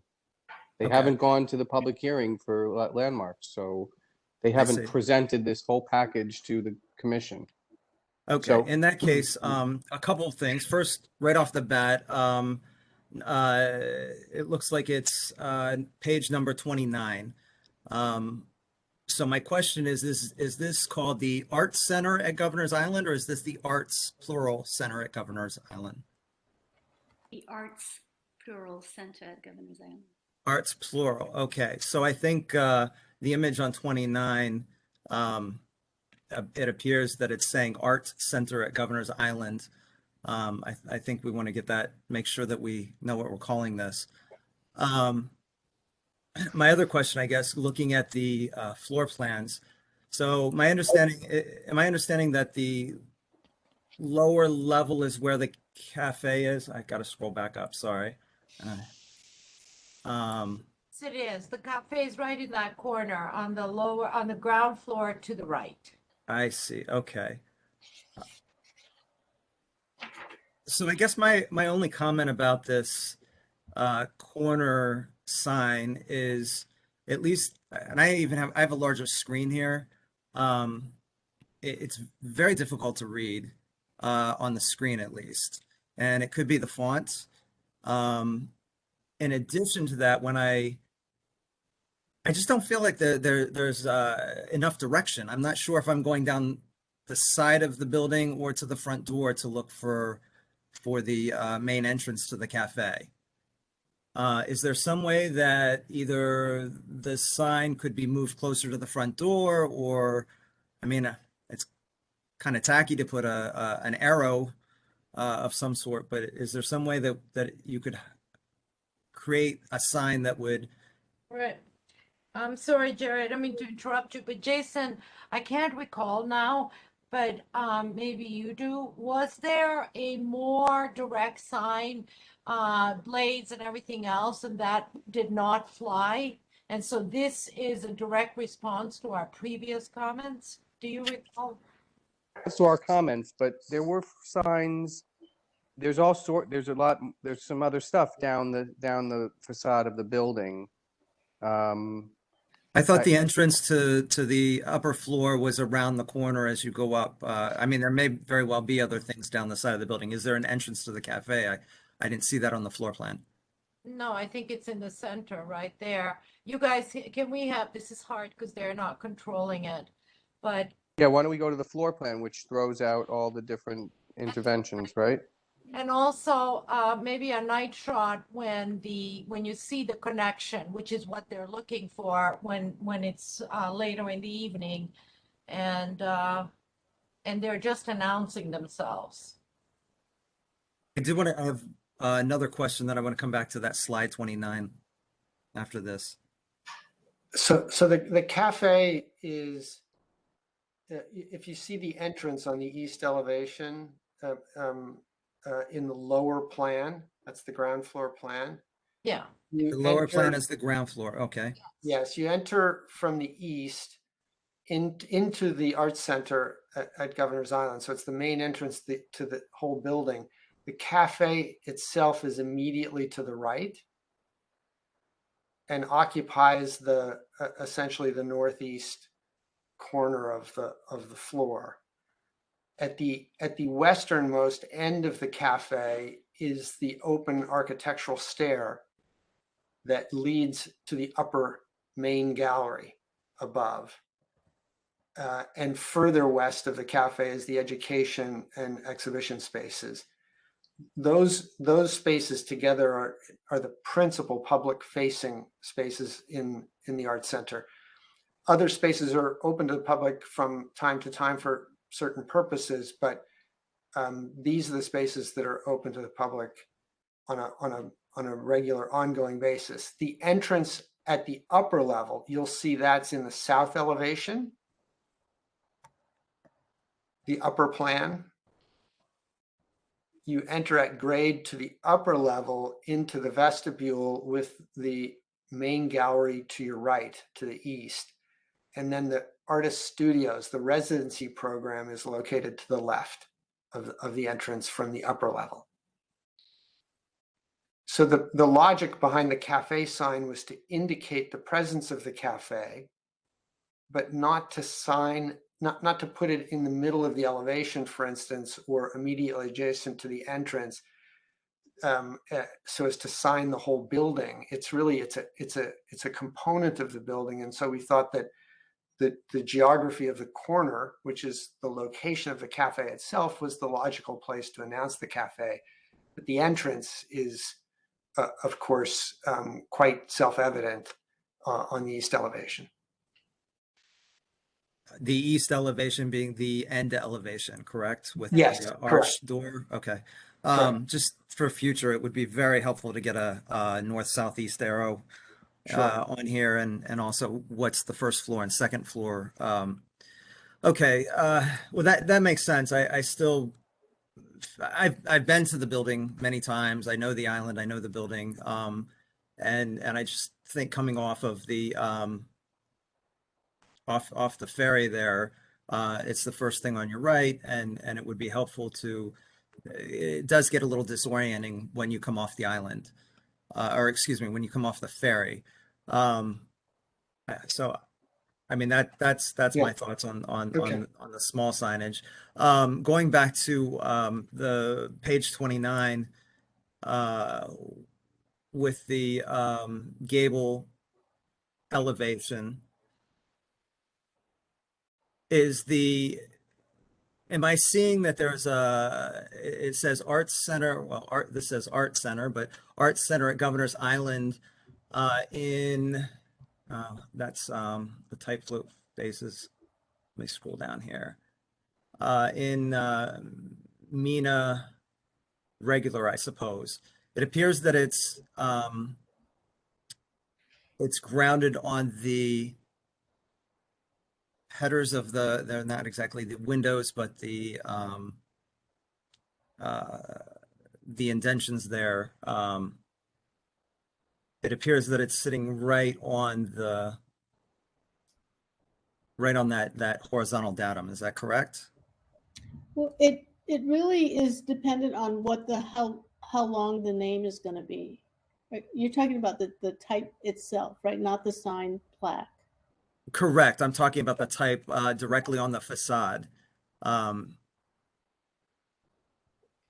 So do you not know how long it's going to be currently, or? Just for clarity, are you referring to the sign that is the cafe sign, or the sign that says the Arts Center at Governor's Island? The sign that says the Arts Center at Governor's Island. Yeah, it's missing the S. Oh, yeah, sorry. Yes, correct. Yeah. It's missing the S. Yeah. Yeah. So is that the actual location that you're proposing, or will it move up, kind of centered in between?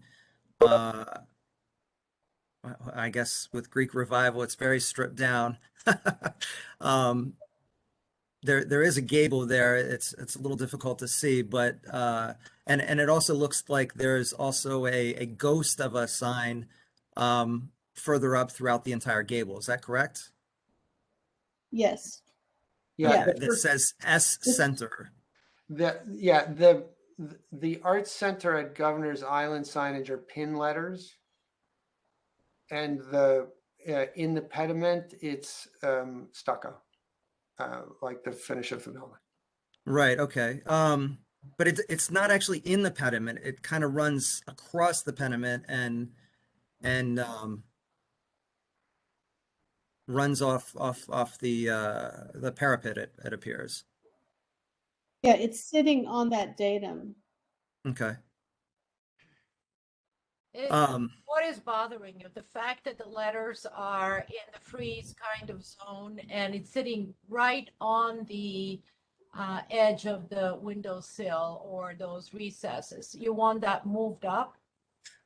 Yeah, I feel like to me it's a very traditional building in it, and I like the I don't know what the terminology is for sort of ghosting those letters. It almost becomes a very stylized graffiti. I find that very appealing, and it's large. It reads very well. You know, I don't know if half of an S in the word center is enough to draw everybody in from the ferry or not. But I think that's what's bothering my eye is the pin letters are sitting. It almost feels like they need to move up a little bit, so they're not right on that horizontal line. Right. I feel like I'm back in grade school and having to stick to the, you know, the little handwriting charts. I think we chose that location just because of the kind of how we would mount them onto the building. So we were looking for the least amount of building intervention, you know, on the facade of the building, so that because we have a little bit of a ledge there, we could actually mount into that. Yeah, so no, I don't understand. So you're mounting from the ledge. It appears that they're mounted directly to the face of the building, especially the V in Governor and S where they where there is no ledge, or the R, for example. Yeah, I mean, we were just looking to have the least amount of intervention into the facade. And how would that be the least amount? It's still attaching it to the facade. It's still attaching to the facade, but we could it's not just the face of it. I think we were just looking for, and I guess, you know, for us, we like that idea of the datum. It just gave it a kind of nice foundation for it. So it was kind of maybe it's a little bit of a subjective thing. I see. Okay. With the larger signage as well, S center is what I'm seeing in this photograph. Is there any proposal to put that along the other facade? The right hand side, I guess this would be the north facing Manhattan. There's this is quite speculative, so don't hold your breath necessarily, but we think that elevation has the potential to be the place for an artist to do work, as opposed to a place for us to put signs.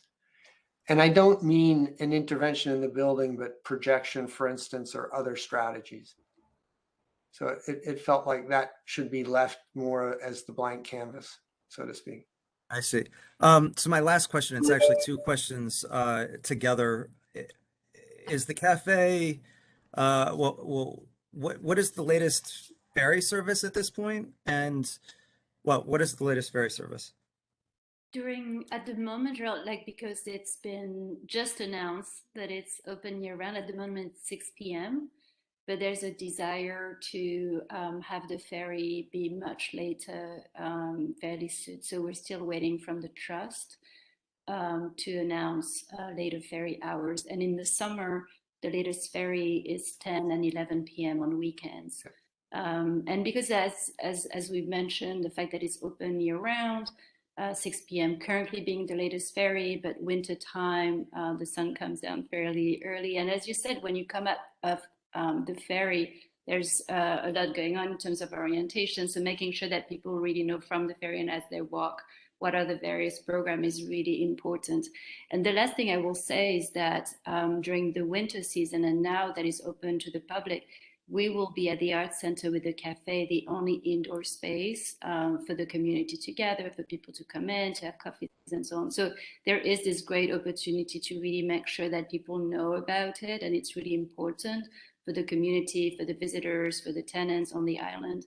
And then to also become a place where there can be more activities and performances and so on. So it's a very kind of strategic place in which we're looking at the possibility of really announcing these programs in where it's located, and for people to know about that particular aspect of the Art Center. Lily, I would just add with respect to ferry service, and we're just the neighbor, not the, the trust is at the end of the day making these decisions. But if you look on the right-hand side of the image, the brick building behind the Arts Center is towards the end of this year or early next, opening as a very comprehensive day and evening spa experience. And so our expectation is that the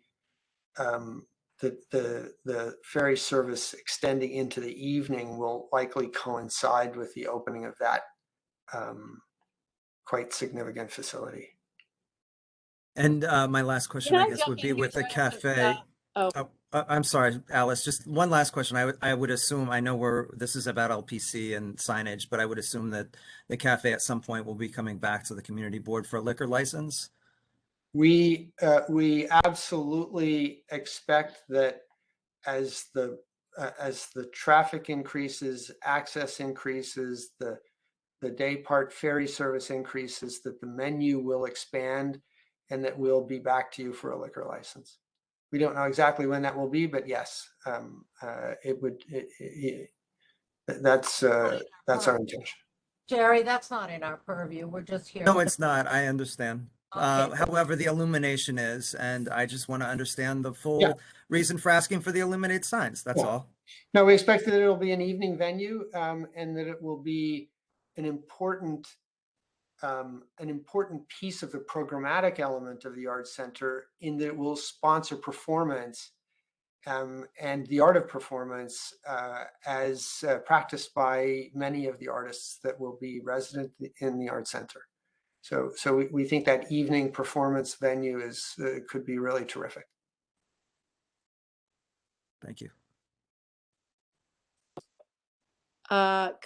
Jason, can I just quickly, I have to go. So I'm just here as a member of the trust board on behalf of Community Board 1, and I just wanted to follow what's going on. And I very much appreciate the in-depth review of this signage here tonight. And thanks. And I really just also wanted to say, and I didn't say it earlier, how much I appreciate these presentations. I think it's really tremendous work that's going on the island, and in terms of this preservation work specifically.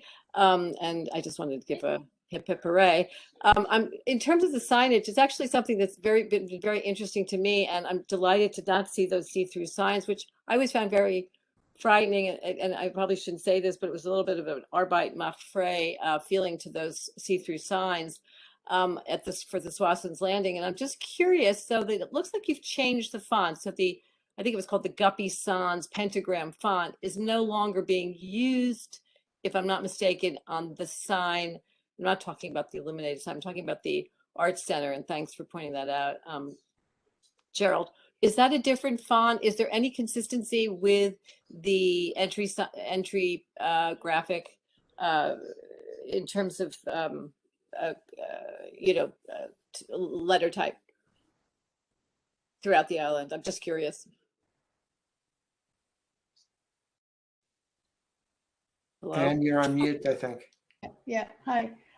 So are you referring to the entry sign? Are you Swassons Landing, all the original pentagram, I think the pentagram, right. Governor's Island entry signage. Yeah. So I think, there very close. They're all sans serif typefaces, but we gravitated more toward the LMCC identity. We felt that we wanted to make more of a connection to the LMCC. That's where the typeface choice came from. So it's different than Governor's Island, but it's LMCC. How is that defined? It's just is that signage appear elsewhere on the island, or I'm just curious what the consistency is like. Will Q Spa and all the other development that now will start to begin at the island, what is the program for sort of having consistent signage, if there is one? Or At least Thanks, at Alex. least all of the wayfinding signage is consistent, and that wayfinding signage actually occurs somewhere either just within this image or just to the left of this image that indicates the public washrooms availability within the Arts Center building, et cetera, points in different directions. All of that wayfinding signage is consistent throughout, is my understanding. I guess I would just offer that up as a point with the committee's review, just to be pretty conscientious about, what is and isn't following the basic program of the trust. I mean, those graphics are very powerful when you come off the ferry, extremely. That Swanson Landing is, really, I found it when I first saw it, frankly, troubling.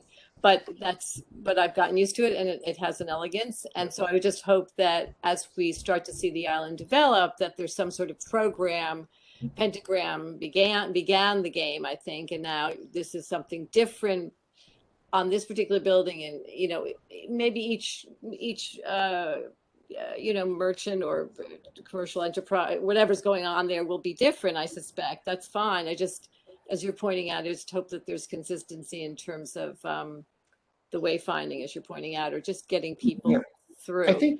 Our objective was to strike a balance, but as the day spa, which has already implemented their signage with approval from both you and Landmarks, the signage that designates the building and its use is not necessarily literally the pentagram font, but the signage that designates the building should be empathetic with that broader system that goes across the island.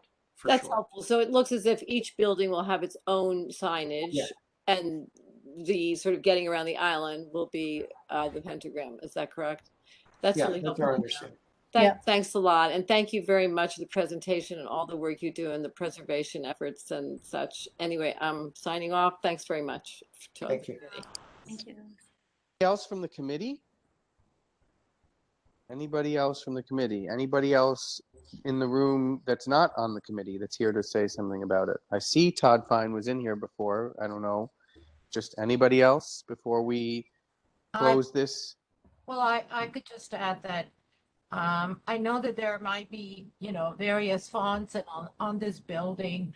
What I liked was that the sort of larger, more geometric fonts, like above the windows, sort of have a story onto themselves. And then the cafe, which is a softer activity than just announcing the name of the building, kind of braces that corner. And I really like the night shot where you see, like I said, the softer activity being announced also through the type of letters that were chosen.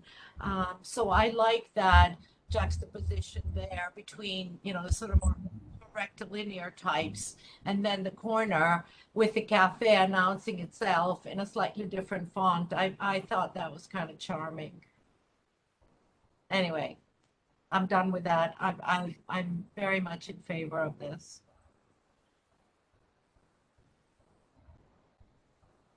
Anybody else from the committee? Nobody, huh? This is not a night anyone wants to say anything. That's fine. So, Jason, I think Todd was probably here for the next. Yes, I forgot about that. Okay, Yeah. well, that's fine. So there's no one here to say anything about this. I guess we're hearing support for it in general, and I'll dust off the. I don't support the cafe sign, but I I think it see. has to Okay. go to a, executive committee meeting to be voted on, so. Okay, so, and it will. So I'll I do dust support off. the other signage with some I'll dust modifications. off the other old resolution to have at the executive committee, and then And I we'll do go from support there. LMCC and all the preservation work that's going on at this point. I just want to say that. Thank you. I wish you the Thank best you. on this. Okay, so there's nothing else to say about that except we generally support it, right? Oh, yeah. Okay, so I'll see you guys on the 17th because I'm sure you'll come, right? Or I hope you'll come. I hope you'll join us on the 17th, right? Okay, so next we have a discussion. Are we on to discussions yet? We are now, Jason, yeah. Okay, so this is a discussion and no one's here from the applicant of the Fearless Goal. Is that correct?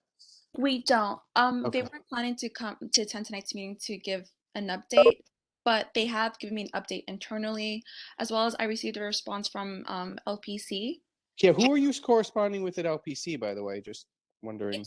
It's the person who recently became the new community Oh, affairs so that's associate. just a speaker box for someone else.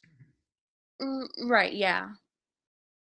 So after our last meeting from October, I wanted to follow up and check in if the updates or any information as to the correspondence that the committee had asked for, just to have that in writing in terms of if the review process back in 2018 was followed through appropriately, and whether or not a public hearing was held, and if not, why was it not held? And in future steps, just have correspondence either from LPC or the other respective agencies, including the Public Design Commission, just giving us that kind of confirmation that the applicant indeed followed through the steps appropriately, so that the Landmarks Committee could then identify what the next step would be, which is in this scenario, pass a resolution hopefully this month, because as you all remember, their permit is expiring by the end or before the end of this month. So Jason, I don't know if you want me to kind of go ahead and just provide the update word for word. Yeah, let me try and summarize that, what the email that you sent, and that would be to say that Landmark said that the nature of the original permit was temporary, therefore it didn't require a public hearing at that time.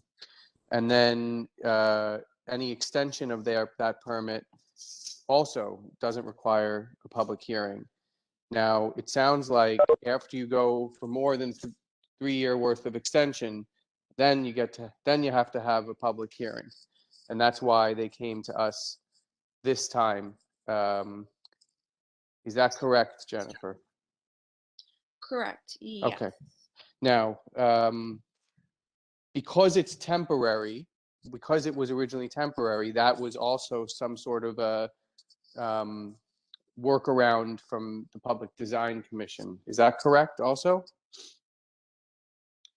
Well, because it was because it was temporary, the applicants weren't required yet to present to PDC, because PDC doesn't review proposals to install artwork for less than a year. And so that being said, if the installation is on city property, then LPC rules that this sort of application or item would be reviewed at staff level only. And the staff at staff level, the staff would had issued 2 additional temporary permits for this installation. And then, according to what was said in that email, after 3 approvals, the applicant would then have to seek approval from the full commission. So that's why they came before us last month. Because this time around, Could you read the email? Sure. Okay. So let me go ahead. Excuse me, I'm sorry. I just want to make sure we're going out of order here with the meeting agenda. Is that correct? Correct. We have one last item after this one. Okay. I just want to make sure that one last item doesn't get lost this evening. Thank you. So based on what was written in the email, Fearless Girl was installed in its current location in the street bed on Broad Street pursuant to a temporary approval issued by LPC staff. Under Section 2-05 of LPC's rules, staff can approve a temporary installation for up to 1 year. The applicant was not required to present to the Public Design Commission because the PDC does not review proposals to install artwork for less than a year. If the installation is on city property, then LPC rules allow the staff to issue 2 additional temporary permits for that installation, which was done in this case. After 3 approvals, the applicant must seek approval from the full commission if it wants the installation permanently or for a specified period of time. The applicant has applied to the LPC, but the application remains incomplete. Once complete, it will be placed on an LPC public hearing agenda, and then it is expected that PDC will review it. Okay. That was information or in the update provided. Yeah, so I would like to comment on that, but I would like the board to say. May I? Yeah, hold on, but no, let's just say no one else on the committee has a comment. Todd's going to come and jump in now. I want to thank Jennifer for doing that homework for us. So, thank you, Jennifer. Yes, agreed. Okay, Todd, you're going. Go. Yeah. So, I mean, the key operative statement there is the design commission has to approve it. So they said that the design commission does have to approve it. So I don't see a reason to actually have a landmarks approval before a design commission approval, right? Because presumably the design commission would modify the work, right? Or would work with the artist, work with whoever the applicant is to decide, okay, it's gonna have this detail, this or that. Now we approve it. It's public design commission. And then the landmarks could look at that proposal when it's in its final form through public design commission. It doesn't make sense to have a permanent landmarks approval or to recommend a permanent landmarks approval if it's going to need design commission approval. So to me, that is total backwards. And I don't think there's any ever precedent in the history of public art to do it this way. It's a public artwork. It goes through the design commission. And if there's a landmarks implication, that would be solved when the work is complete in terms of what is being presented. Secondly, they also are kind of disrespecting the committee because they had said they were going to give that immediately and clarify it. So I think they should. Well, anyway, that's an explanation. We'll have to review it. But I wanted to report something else that I did a FOIL request from the LPC about this docket item, and they actually gave me a contract from DOT that sets the premise of the work, and it reveals a lot of things that they've said are false. For instance, it says actually in their contract with DOT that the design commission has to approve it after 1 year. It's explicit. It's a line in the contract. So that they're misleading, or at least they're contradicting their own contract there. Secondly, it gives the artist all of these rights. It says that the artist has to make decisions about whether it's moved, what its future. It says she has 100% intellectual property. It says that there must be a sign recognizing her name. By the way, this is a contract that they have withheld from the artist. Can you believe that? DOT made a contract that has all these rules about the artist, about her rights, and they've kept it secret from her for 5 years. It's one of the most outrageous things that I've ever seen the city do to an artist. The artist is here. I mean, I don't know if she wants to speak. She wanted to. We were hoping that finally we'd get an explanation from State Street or the city about how this outrageous disrespect has been occurring and how this process can work. But she wants to keep it permanently. I mean, she can say whatever she wants, but there is a process for it to be permanent, and it's not about landmarks. It's about the LPC. And I really urge this committee and this community board not to figure out some way to facilitate a very blatantly illegal action that all public art experts that I know see as illegal and has no precedent. Thank you. So, Well, may I speak? Can yes, who I? is this? This Who is was this person? I don't know how to raise my hand on That's your fine. Who, system, but just I'm the announce yourself. artist of Wonderful. Fearless Girl. I'm so happy to be here. And I'm so happy that Todd has gotten me up to speed on all of the permitting. It is true that there is an agreement that was signed 10 weeks after unveil between State Street and myself that required them to keep me up to date on permitting issues with the art intervention program at DOT. I got a text from a friend 10 days ago with the article about Fearless Girls permit coming to a close on November 29th and was appalled. Even further, when Todd sent this agreement between DOT, I want you all, for 5 years, I've kept it to myself. I wanted nothing negative around Fearless Girl. But at the time of the unveiling, the way Fearless Girl came about was very Yes. unusual. Well, do quickly because Jamila's gonna want to. Oh, sorry. Oh, that's okay. So the way Fearless Girl came about was very unusual. So I was contacted in November 2016 by McCann Advertising. State Street was not brought in until 2 days prior to completing the clay model. We unveiled the work, it went viral, and the artwork was assumed by State Street, entered into the DOT program, and at that time we repeatedly requested to see a copy of the document, and that request was rejected. So I'm very happy to finally see this. You may be aware that we are in an open dispute, State Street and myself. It is not over intellectual property issues. I own the copyright on Fearless Girl. State Street owns the trademark name Fearless Girl. The issues over who can use the artwork and how the artwork is used. The work was to stand for the following diversity goals. I did listen to the community board video from October, and I can see that a lot of you are only hearing the message of State Street, which is board diversity, and in fact, it's just a very small aspect of the equality goals behind Fearless Girl.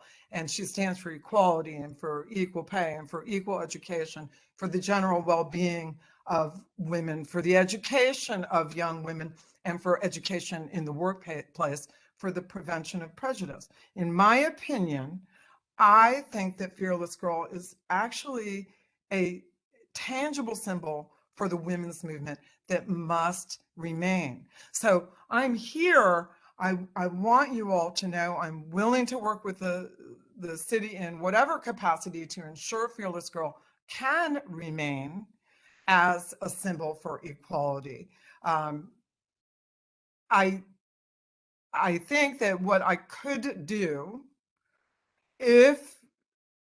well, it sounds to me that they actually did follow the protocol of the city, Todd. It is true. I saw the agreement. They clearly stated after 11 months, this would be put before the Public Design Commission, and it was not. I don't know what happened. All I was told was that State Street was working with the mayor's office to ensure that Fearless Girl became a public landmark. And in our agreement of May 2017, they assumed the artwork. I agreed to that. And I agreed not to dictate where the artwork would be placed, but their requirement was to keep me apprised of permitting developments, which has not happened. The other thing that I want to say is when I saw this article, this maintenance agreement, it was called, I was appalled because at the time of unveil, first of all, I never heard about State Street until 2 days prior to completing the clay model. Secondly, I never met anybody from State Street until the day we unveiled. I went to the sculpture thinking I would be interviewed like every other unveiling I have done, and was surprised to see a woman from State Street being interviewed by the press. I love the diversity goals. But what ensued after that unveil was that 3 people were vying for copyright: the mold maker, State Street, myself. The mold was withheld from me and by an agent twice removed from McCann Advertising, and State Street told me that they had instructed the DOT to withhold a preservation scan from me until I signed an agreement with them, which in my opinion was coercion. I want Fearless Girl to remain the positive symbol that I believe she is. So I kept my mouth shut. In addition, the night we installed the artwork, which was the night of March 6th, we met at 11 p.m. They shoved an NDA, the McCann people, under my nose and said, sign it. I had no reason not to. I signed it. In the agreement of May 2017, there was a non-disparagement clause against State Street that was included. When I signed that, I did not understand that telling the truth could be perceived as disparagement. So with all of this going on, I was very desperate. And I called the legal department at the Department of Transportation. I don't want to name call, but I spoke with a man and a woman. The woman's name appears on this maintenance agreement. They both told me, I told them there was no agreement between State Street and I needed access to the work, and they declined that. I then went to a certain congresswoman, desperate. She said, we don't want to make anything negative around this work. I said, I agree. She sent me to another woman, who then sent me to another person, who then rerouted me to the Department of Transportation, where they declined my access to my own artwork. So these are the parameters under which the permitting was garnered for the artwork. I want to ensure that she remains.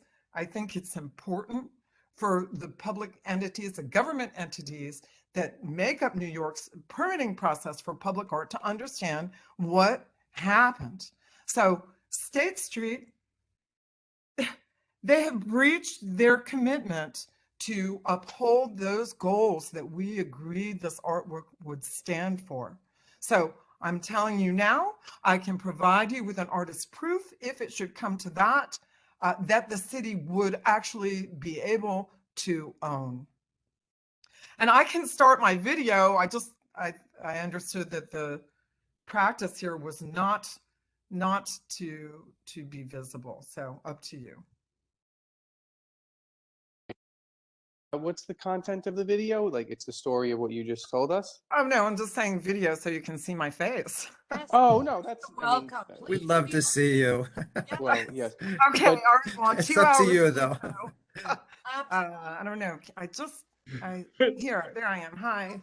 Well, So how are welcome. you guys? Like, So the point is, State Street is a large and important organization with a lot of money that has the ability to wield great impact in regards to diversity. And the fact that they have this conversation going, that they've started this conversation, is excellent. But there is research that shows you need at least 3 women on a board to impact a decision that would then impact increased profitability. So there are questions I have about that.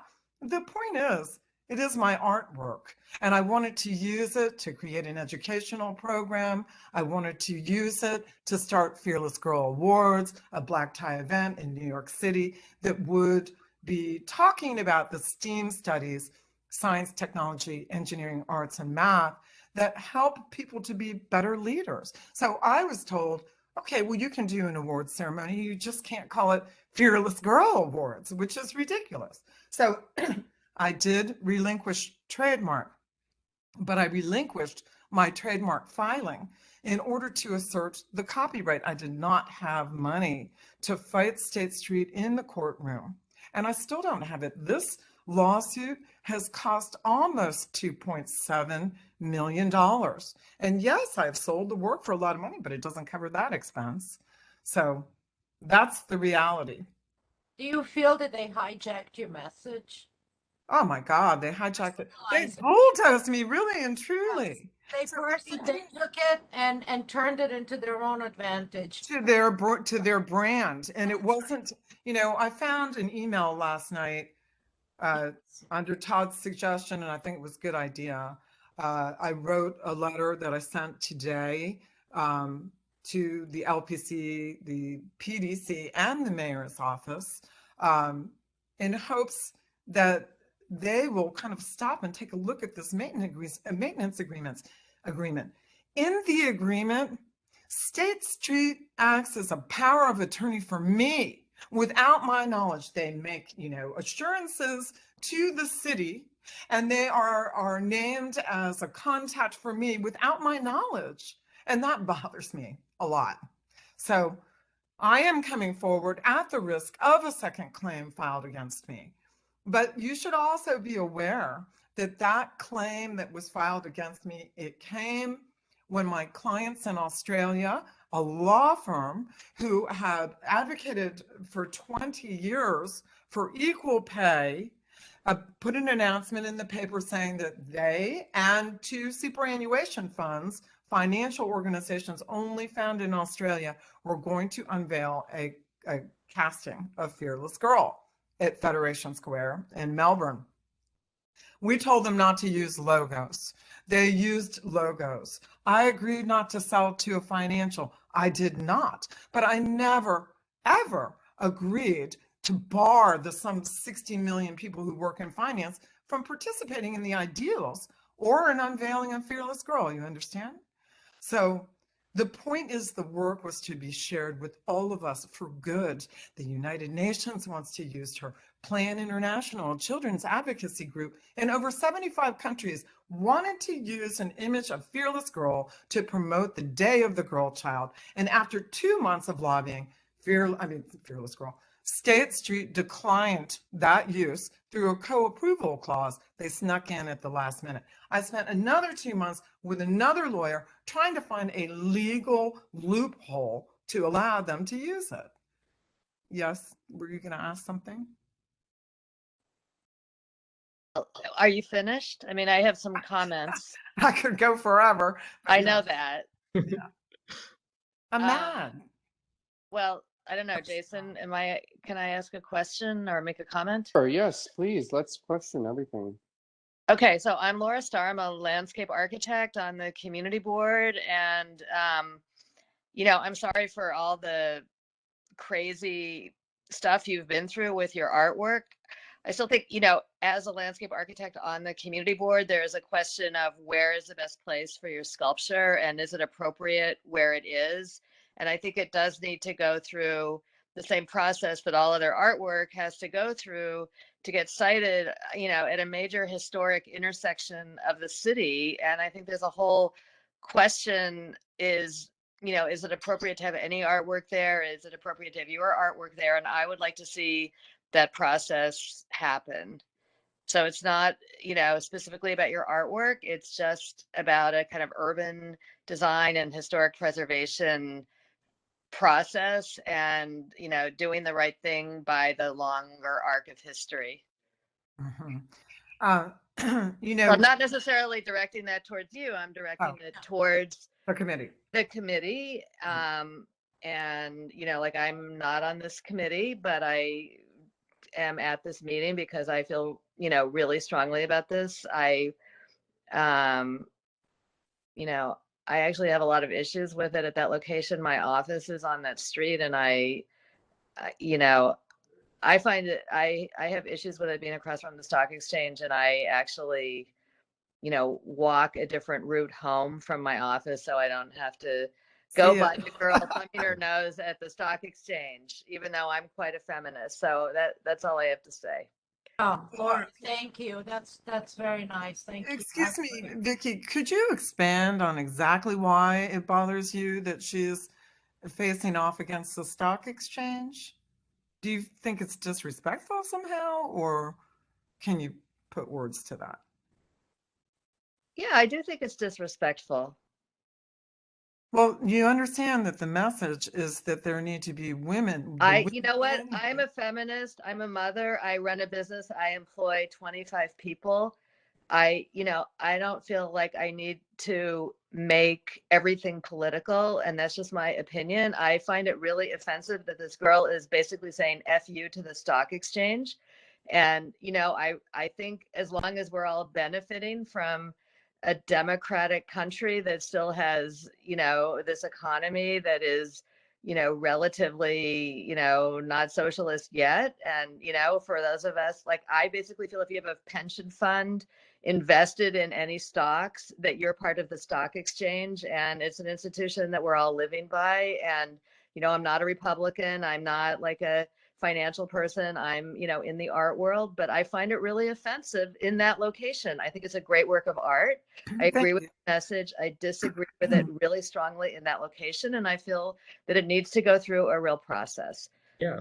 Well, if it went through the design commission, that's what they would work with Miss Fisball on. Right. The problem is that this, the current understanding is done in a non-legal way where it's I'm just stating that I'm agreeing that it needs to go through the proper process. The artist, I was married to an artist. I'm living with an artist. My mother's an artist. Artists needed to be treated properly. The whole thing is cockamamie. Yeah. The whole thing is cockamamie. And all we can do on the community board is do right by land use and process and what our role is. And in my role on the community board, I'm supporting it going through a proper process and finding a proper location. And I, as somebody who does a lot of public landscape architecture, I'm happy to brainstorm about that, but I don't think where it is right now is a worthy location in any way. Well, can I respond to that? Please, I'm sorry, Jason, it's getting a little late, so I yes, don't, go ahead. it's you and me, Kristen. It's really a broader, like, if you want to have coffee and discuss it, we could go. I might be there next week. I know you want to move on and it is late, but based on where we initiated the unveil, it does make sense. I think you could put Fearless Girl anywhere in the city. We've already unveiled her. The point is taken. She stands for empowerment. She stands for standing up to the bull in your life, whatever that is. Sexual harassment, not getting promoted, the lack of equal pay, and on and on and on. The message in front of the stock exchange is simply that women need to be treated fairly and equally.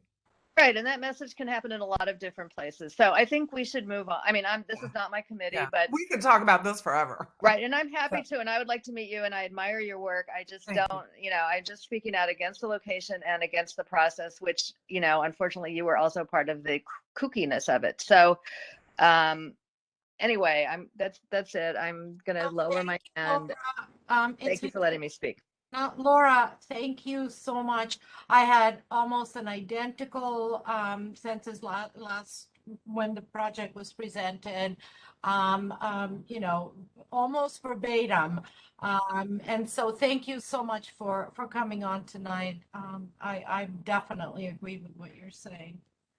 Okay. Thank you. And thank you, Kristen. My pleasure. I will say this. For State Street, in their defense, I think they followed the lead of the mayor's office. So I don't think there was any intent to circumvent anything, but they are heavily invested in this artwork and they have built a campaign around it, which makes it mandatory for the work to remain for them. And it's in their vested interest to place it in front of the New York Stock Exchange. Well, that, if you want to get into politics, I really have issues with State Street determining what artwork goes in my community. I'm just going to say that. I think it's appalling.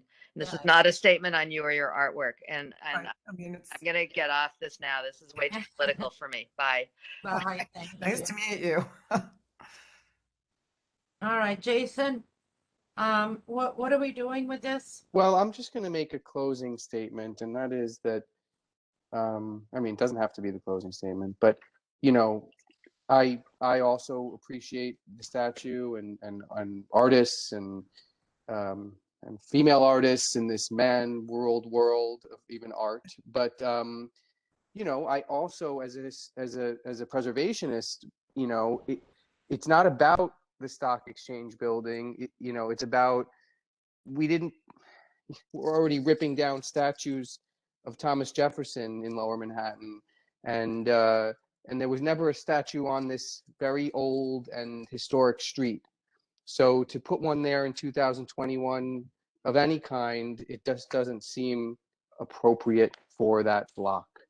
And, you know, so anyway, and besides all that, it seems like, you know, we keep getting more nuggets of just like really kind of unfavorable information about the applicant and how they proceeded with this from the beginning. And so, and this isn't a resolution. So we get more information every time we talk about it. We wrote a resolution about it already for the landmarks and voted on it. So I'm not even sure if there's an action that, you know, that we should be taking further than what we already did last month. Maybe Todd has something that he could suggest since he's, you know, very active on this. Otherwise, you know, I'll bring up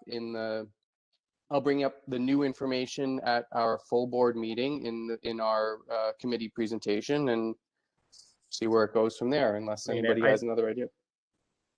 At some point, you know, I would love to see the community board say that, you know, the Public Design Commission, the mayor's office should work with the parties involved to try to either, you know, I don't know necessarily keep it, but at least cooperate and force a consensus and cooperate. I think the status quo is really harmful to everyone. And State Street is very protective of it. The artist feels their interests are harmed. Community boards having no say. There's this fear that it's going to be removed. I feel like the community board could maybe potentially just have a resolution that says, let's be fair to everyone. Let's not be suing people. Let's not be violating the law. Let's you know, work together to do something positive. I think it's a real tragedy that this has become such a fight, which has a positive intent. And that's why I would love to see the community board just encourage the city to solve the problems and be a broker rather than pick favorites. Well, I think that's what Jason was saying we were doing by turning it back to, you know, a procedure that is in place, right? You know, we can only do so much. But like I said, we are putting it back saying, hey, put it back in the right track. And I will just say this in last comment here. It's odd that the image itself, it was a young, vulnerable female, right? Standing up, asking to be noticed. And then it seems like the whole process has been manhandled.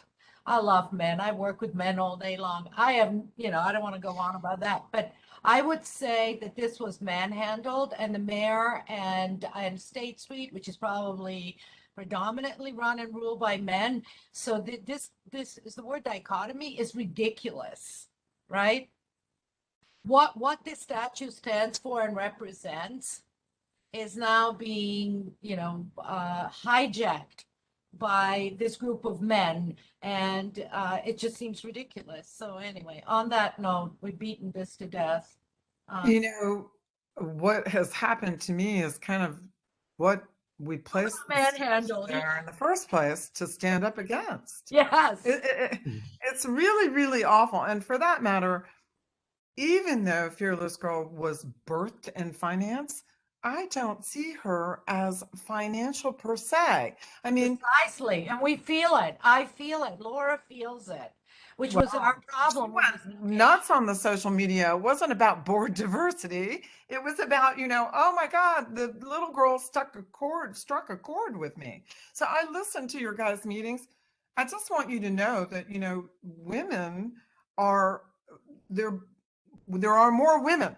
Okay, so women are the future decision makers. That was part of the message. That's why we created a child, because the message was, hey, tomorrow you better be giving this woman the respect that she's due, because she's going to be making our decisions. That was the point.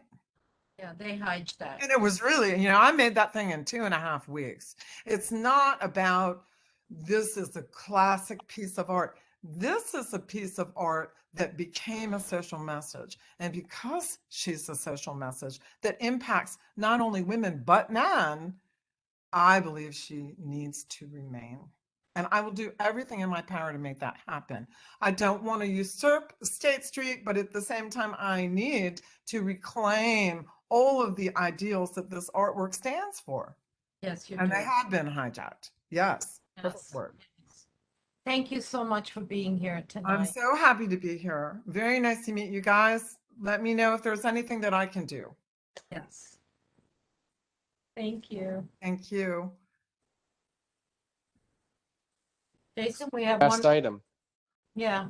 Sure. Jason, before we move on, I just noticed Gerald's hands raised. Unless Oh, I apologize. I'm having this new format. I can't tell whether it's up or down. we're all getting used to it. Todd, thanks for everything. Thank you. really Yeah. Thank you guys for listening. Okay, bye. I do find it interesting that the topic that topics have gone from arts and then also in this issue of equality and now this last topic. So What's the last topic? Yes, so moving on to the last item, it's just revisiting or attempting to revisit the discussion around equity and inclusion.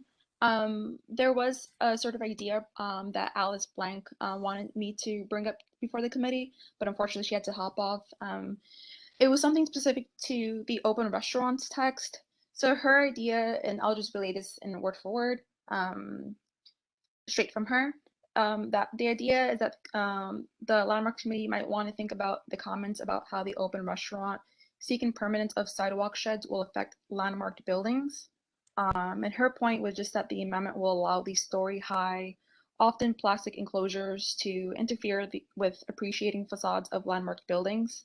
And, considering that this is part of our community board's one's comment on what we want to see with the text amendment, she thought it would be a really great idea to just bring this bring this as a proposition for this discussion. And for she the discussion in racial inclusion and equity. Oh, for landmarks. Not specifically pertaining to racial equity inclusion, but in a broader scope of equity and inclusion. But of course, we, just to make this comment for the generality sense, of course we can get into racial equity. Yeah. Within the, I think that's 100% on board. Here we have this incredible historical, streets and part of the city and these great buildings. And now we have allowed totally haphazard system. People are putting up everything. And even worse, when they vacate the restaurant, they abandon the, street or sidewalk structure. It has turned, in my opinion, into total chaos in the city.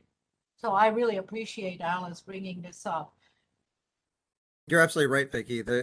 I've seen several this week alone that have vacated these sidewalk sheds. Awful. Jason, what do you think? Really great buildings in our district that have very special first and second floors, and it does kind of suck to think of them as being blocked. Tacky, anything cheap, fast and cheap. Yeah. We should talk about that. That should be stopped.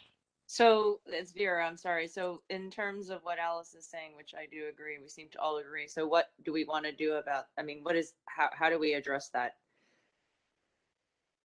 I mean, I think we've discussed this in forgive me, I'm getting some of the committees mixed up now, but I believe what's on the table right now is DOT is putting together some sort of new in-house department to handle these sidewalk sheds. But I guess one of the ways we could handle it at the LPC would be to write a resolution that would require even a sidewalk shed in front of a landmarked building or even in a landmarked district to come before the community board. What do you think? Yeah. Agreed. Yeah. Oh, Jason, you can bring it up at the full board meeting as something that we're very concerned about. Yes, I think it's something to be concerned about. Yeah. It does sound like a very tricky item to get, go run through a city process, because, everyone will just continue to use the word temporary, temporary, temporary, Yeah. and that'll allow landmarks to say, yeah, it's temporary, so, whatever. They would keep it, let's say, at staff level, which keeps us out of it. So Yeah. we should, yes, it should be a point to discuss at the full board, So try you'll to bring bring that that up. up. Yeah, you'll Yeah, bring that yeah, up in your summary. Okay, great. yes, yes. All right. What else? Yeah, so those are the sort of thoughts that, the board leadership hopes that each committee would have to sort of foster these sort of brainstormed ideas. And the idea really just to raise these ideas up to, the full board with the bigger goal of adding it as perhaps an addendum or revisiting our existing CB1 landmarks guidelines and seeing it should be changed considering the nuances and how a lot of things are changing pertaining to the rules with city and with LPC. So that being said, in terms of now that we sort of talked about Alice's ideas, and now we have some sort of comments to debrief at the full board this month. Again, also hoping to revisit the discussion around equity and inclusion, and seeing if any members from the committee who are here tonight have any sort of comments that they want to add.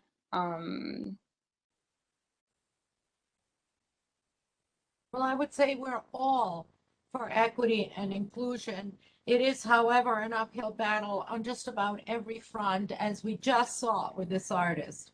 It seems like the, corporate oligarchs are making it difficult in the most profound ways, and some of them are quite obvious, right? An artist does something, and then the message is hijacked, and then you have to fight for yourself. And she has a lot of support. So just think about all the other people or entities who do not have this kind of support. It really is a tough road ahead.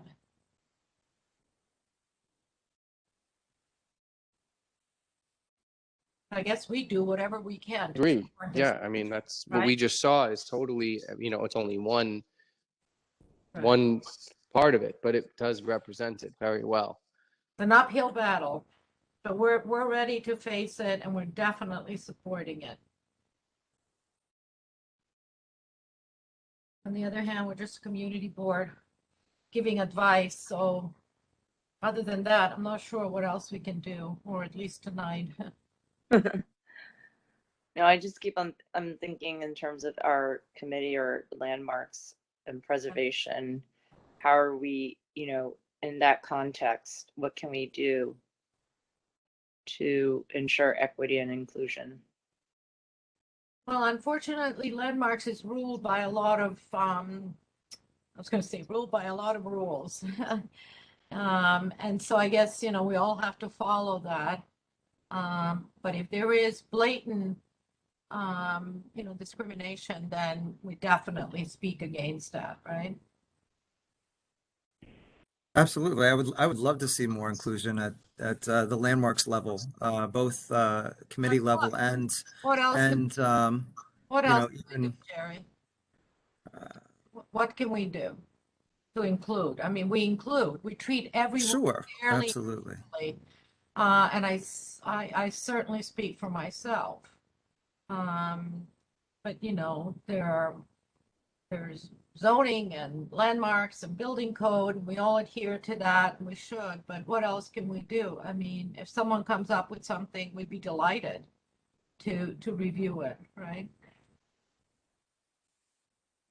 Jason, may I just raise something quickly? I just wanted to see if I could provide this information. I don't know if it's helpful, but in doing a little bit of my homework, LPC released their sort of equity framework earlier this year, and they kind of just released that with three main sort of components. That includes ensuring diversity and inclusion and designations to make sure that we're telling the stories of all New Yorkers, followed by ensuring effective outreach, both for our regulatory work and in garnering support for designation, which requires the agency to acknowledge and work with the incredible diversity amongst New Yorkers in terms of language and culture. And lastly, ensure fairness, transparency, and efficiency in regulation. so that all property owners understand the agency's processes and have equal access to resources, so that proposed work is approved in a timely manner, and property owners are supported through technical assistance and improved guidance. So those are the sort of big goals, and that's mentioned in their equity framework. Can you email that out, Jennifer? I will, yeah. Committee, thanks. I mean, obviously, this is not a topic that we talk about once and put away. So it'll be an ongoing conversation, I'm sure. It is, and I wish they would actually give some concrete suggestions. You know, it's just empty words like inclusion. To what? What are we applying this to? You know, it just kind of whitewashes it, and then we all go, okay, and then we walk away, and then, you know, something horrible happens like this artist, and, you know, we're all gathered back together, and, you know, she could be any woman of any heritage or race, and it's equally disturbing. And so when the city puts this out, I would like to know some concrete things that they're discussing and that they're proposing on how to resolve. But otherwise, I find all this empty words just placating us. But again, we're not going to solve that here or tonight. Well, I will say happy Diwali, and the fireworks last night over the Hudson were absolutely wonderful. Oh, yeah, so- I thought you had fireworks. I was like, what is that noise? More noise down here. And then I realized it was fireworks. Yeah, that was wonderful, I bet. It was short and sweet, but it was really nice. Yeah. Yeah, no, it's festive. Jason, can we call it a night? Close this meeting, and then, you know, if anybody wants to say more, they can come to that executive committee where something might come up, and we might get some new information from, for example, well, there was one person who was going to get back to us, right? That's the kind of the first person we saw, if I'm not, when I said I wasn't going to write a resolution. Oh, the door. Yes. The door. Right. Okay, so, you know, there's going to be some stuff discussed there, and if you can't make it, we'll go over it at the full board. All right. Okay? Wonderful. Yes, this Yeah. was great discussion tonight. Thank you. All right, I would guys. second to adjourn, but we don't have a quorum, so. Right, Have a exactly. good night. Okay. Good night, thank you, guys. everybody. Thank you. Thank you, Laura. Laura. Okay, Rita, my pleasure. Vera, Bye. and Kristen, thank you. Bye.